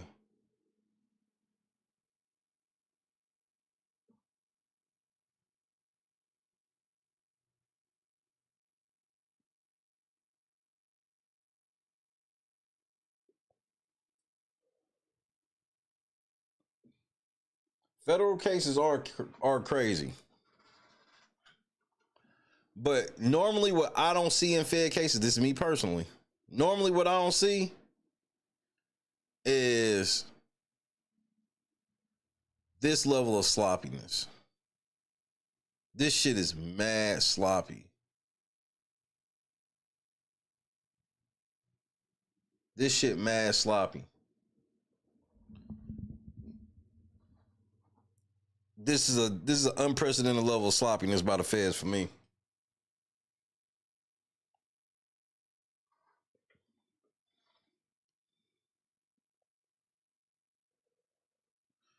That and just for the record, that's my main reason.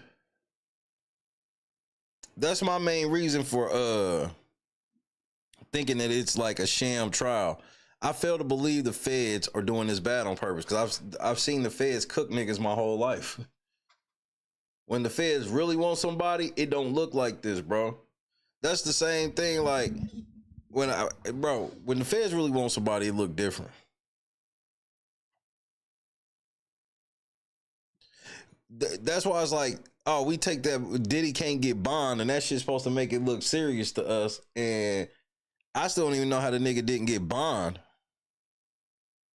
Just outside the fact they like, well, he rich, he a flight risk. And I'm like, I can agree with that level of shit, but that's normally not how that goes. But it went like that for this.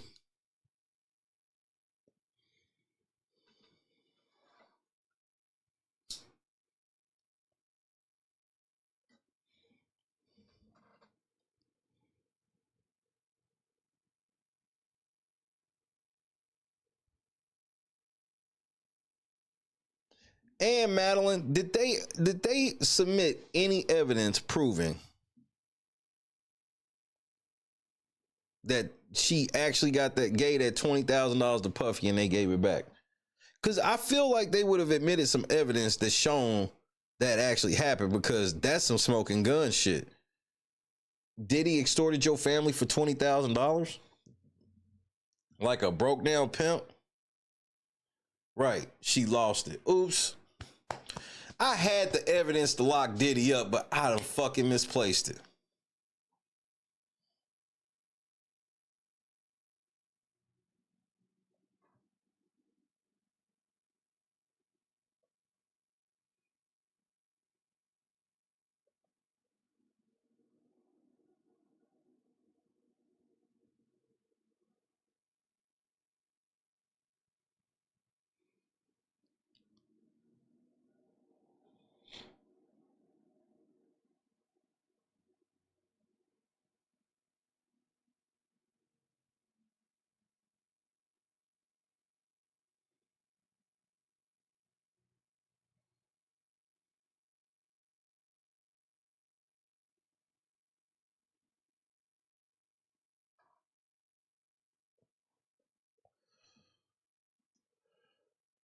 Oh yeah, I'm getting ready to go to bed on this one. Oh, shit, I ain't nowhere near going to bed. It'll be sunlight when I go to bed, but nigga, look, I blame LeBron James for this.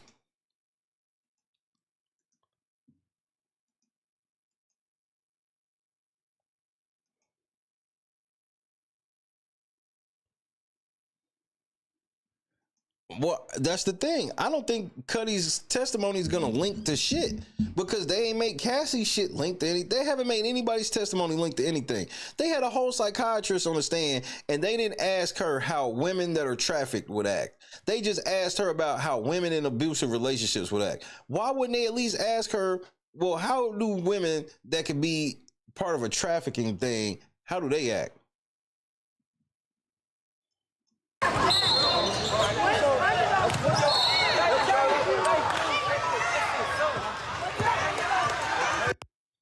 No, this is LeBron's fault. First of all, nigga, my son is gonna destroy you, nigga. If y'all want to be flopping on Shea Jr., you get what you get.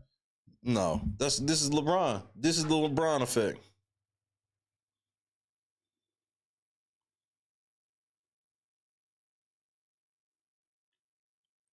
LeBron got little kids flopping.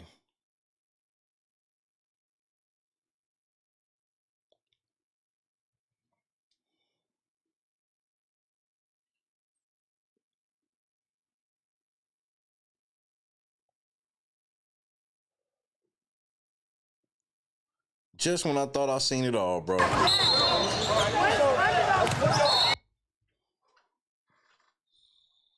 I swear if you was on my team, you run laps. You running over that. Get your bitch ass up, nigga. We don't flop. Get your weak ass up and play some defense, you weak ass nigga. What, you can't guard this nigga? This nigga in your ass so bad that you gotta fucking fall down to the ground, nigga, and play hurt? He hurt you? You need to hit the weights? Like, ain't no fucking way I'd be coaching them kids that age. That nigga would be running at the next practice on everything. He'd be running a long time too. His ass be running a long time, nigga. That might be one of them run all practice joints. Nigga, you just jog around the gym because you doing that shit all practice.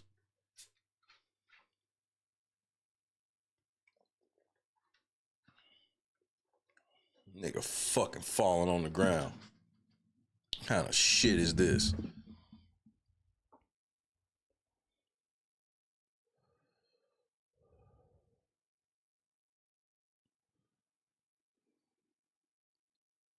That angered me. Too much stupid basketball today has angered me.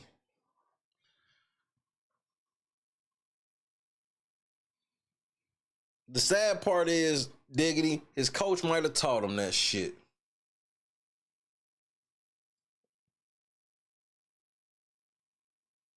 Because especially that age, I'd have grabbed the ref and be like, don't call that shit no more. If he want to just fall on the ground like that, bro, don't call that shit no more.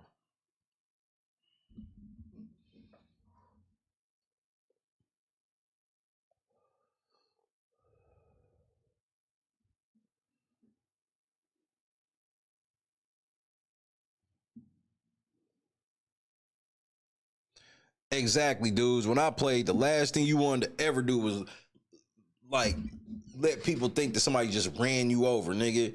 That was embarrassing. Like, even if a nigga did just throw you down to the ground, like, you hopped up quick to let that nigga know, hey, nigga, that was luck. This nigga's like, this nigga wanted to look like he got pimp slapped, nigga. Like, this is embarrassing.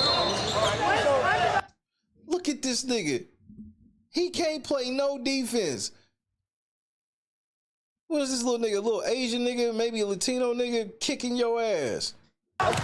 So you flopping. The ref didn't even see what happened. That's what the nigga was like, the nigga's on the ground, we'll go the other way.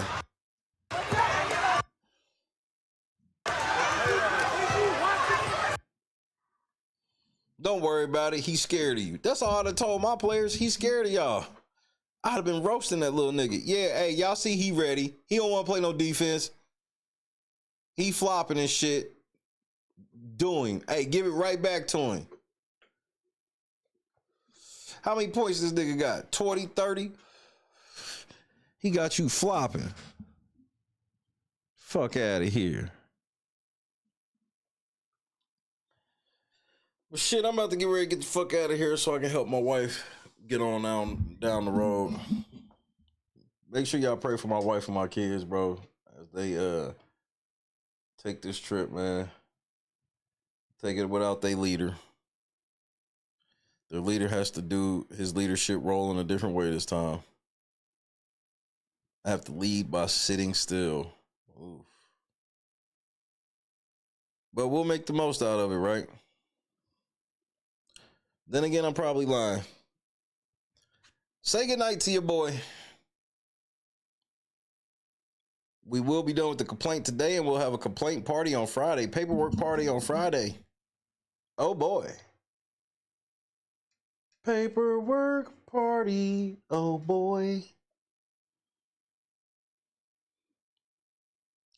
Scott Johnson, Big, Janice, Josu, Madeline, Diggity, Turtle, Dudes, Donis, Gamer Girl, Motor Culture, D Block,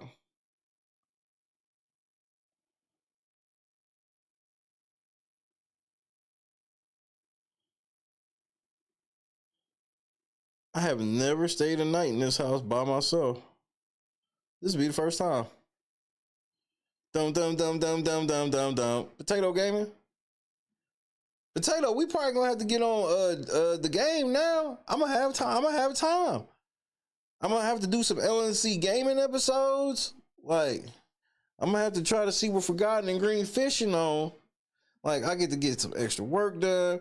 We gonna be on the wrestling channel. Like, there's a lot of y'all gonna actually, I'll be honest, y'all will benefit more from them being gone than I will personally.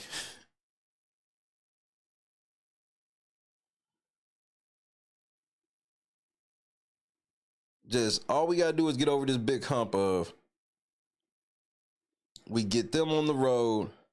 I'm gonna get me a couple hours of winks, and then we finish this paperwork. And hopefully I'm done with the paperwork and they're in Indianapolis before the sun goes down. That'd be a perfect day. And I might do a little members only stream or some shit while I'm putting everything together, because I just kind of need interaction, with certain shit that's gonna be boring. And the neighbor, man, them bitches better leave me the fuck alone. I did remember to get gasoline, so I cut the grass. I forgot about this shit, man, and I felt so stupid. So I forgot I had bought this weed whacker, okay? Because the weed whacker we got, because like when we moved in, we bought like a used lawnmower and weed whacker from somebody for real cheap, right? And the lawnmower, it fucking sucks, but I can get the job done. But the weed whacker, I can never get that shit to work. So I forgot, like when we was first over here and I was like kind of broke because we was, trying to get together in the house. I went and bought this cheap weed whacker and I forgot that it had a battery, but the battery cost more than the weed whacker. So I was like broke as shit at the time, where it kept the weed whacker, took the battery back. Okay. I was like, I was gonna go get a battery today for the weed whacker, cause I'm thinking it was only gonna be $30. Nigga, it was $30 for the battery, and then it's another $50 for the charger. Get your black ass going and coming, bro. So for the cheap weed whacker I might as well have got $100 one, $150 one that may even be better. And then it's not even, and then that battery, the $30 one, is the lowest tier. And so I was like, well, won't be edging this time. Maybe next go around.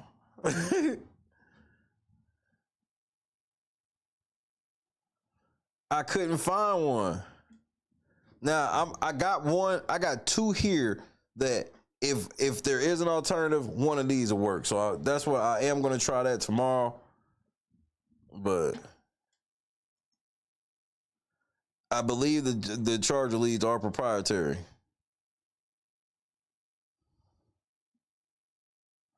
Oh, that's what's up, Janice. That shit caught me off guard today. I was like, you know, because I'm trying to make sure I'm, you know, I got to be as productive as possible. That means, you know, trying to fix certain little shit around the house that could be fixed and, you know, clean up and all this shit. Because niggas leaving on short notice is blowing the house up, you know, laundry and all shit. So, you know, I wouldn't, like, come on, Chrissy, just get ready to get out of here. You ain't got to worry about cleaning and shit. I do. Her even acknowledging it and apologizing, that made me feel good, even though I was like, I never expected you to do that shit. You have Works brand. I have to look that up. But like I said, my thing is like, if I gotta pay another $60, $80 for a battery and charger for this one, I might as well just wait until I have $150, $200 and give me a really good one. And here's the crazy thing. If I had a car, I could really look on Facebook and I guarantee I'd find a weed whacker for under $40 that either gonna take some gas or, you know, I wouldn't have to buy a brand new battery and shit. But it'd be crazy on some of them tools. The batteries be more expensive than the tool, bro. But we'll be here tomorrow. Well, I will. I'll be here tomorrow. Yeah, I keep mentioning it because I don't like it. So fuck you. Nigga, just because you don't like your girl and your kids, nigga, don't mean I ain't supposed to like my girl or my kids, nigga. You should start liking your girl and your kids, nigga. Then you would understand it. But then again, I'm probably lying. God is great. God is great. We got a big day today, bro. If I get the paperwork done in time, we might have a paperwork party today. I only heard from two teams. Guess what the two teams that called me, Ocho, say, what's your phone number? Where you gonna be? Who that? Hey, Shannon, one of them little white girls at the door, she got on a Gucci dog collar talking about she came over here instead of letting you choke her in public. Shut the fuck up. Hey, don't think you can start disrespecting me because you got the little white girl at the door and you live on the air, bro. I don't care about you being live on the air. Who you think you talking to? Next door. That's what I thought, bro. You better be talking to next door, man. You got me all the way messed up. Don't you ever disrespect me like that again. Just because you got all these cases and all that stuff going on, man, don't mean you gonna start disrespecting me, bro. Stop choking them little white girls. Got me all the way messed up. Hall of Fame head ass. Cincinnati Bengals was one. Well, what, Gabby? Well, you're coming to LA tomorrow? Yes.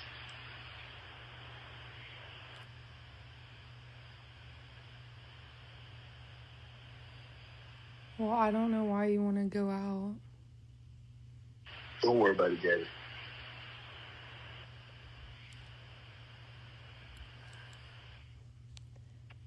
Well, okay. Okay, what? Well, I'm not really interested in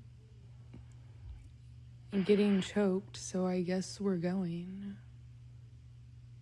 Yeah, I might choke you in public.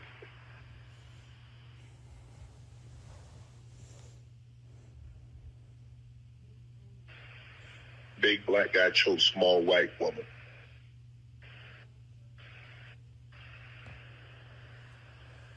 It's not Lord a good look, Jesus. Shannon. Not a good look that you do what you did to me.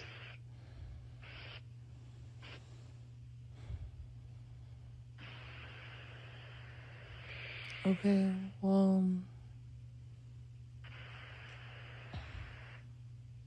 Well, what? To my family, friends, supporters, and colleagues, I want to speak to you directly and from the heart. This is a shakedown. I'm going to be open, transparent, and defend myself because this isn't right. This is all being orchestrated by Tony Busby, who has targeted Jay-Z.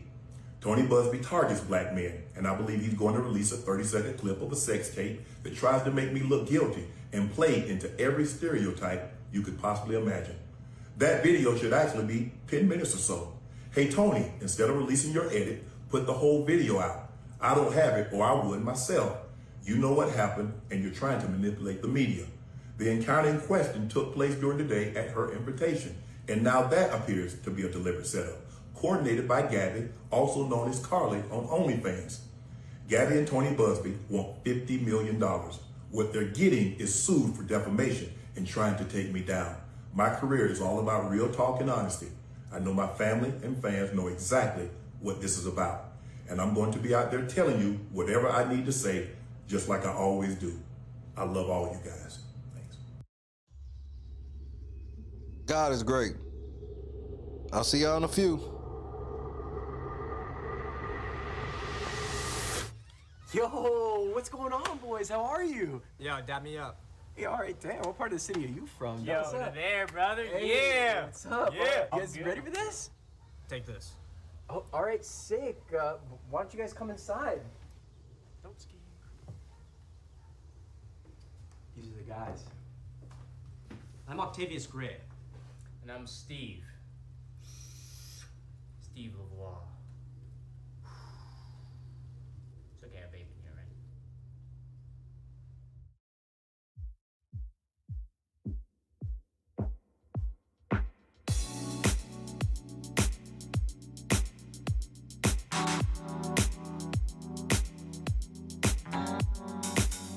Set the mood right. Pick you up, baby, I'm looking so fly. Sunset rooftop, yeah, that's nice, right?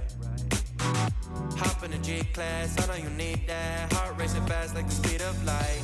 Is this attraction, or is it the moonlight?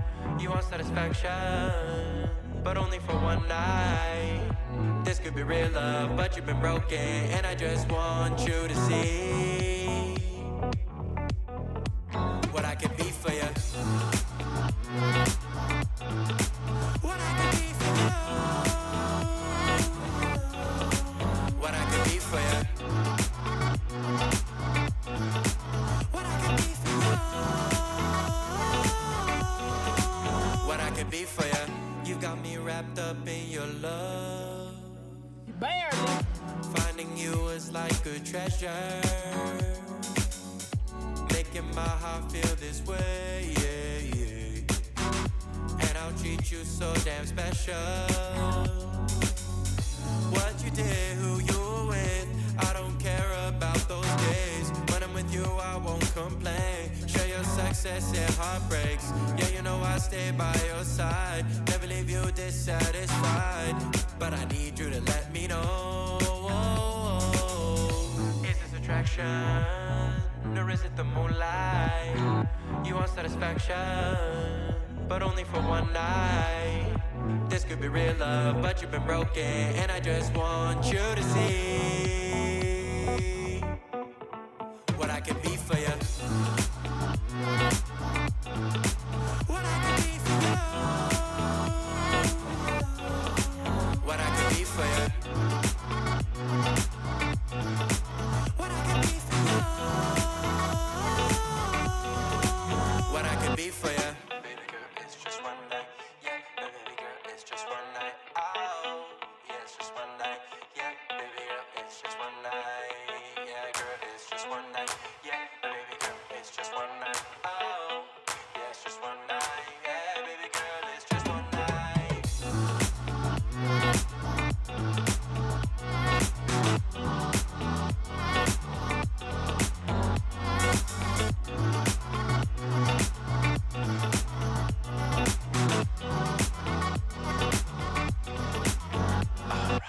Crushed it. God is great. Pray for my family. Christy. Be safe, baby. I love you.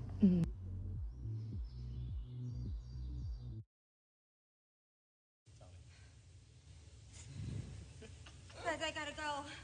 You got it, I don't want Jess. to hurt myself. You gotta pee? It's all right.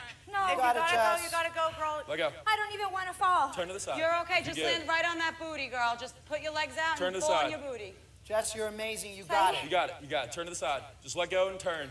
Like you're laying in bed. Yep.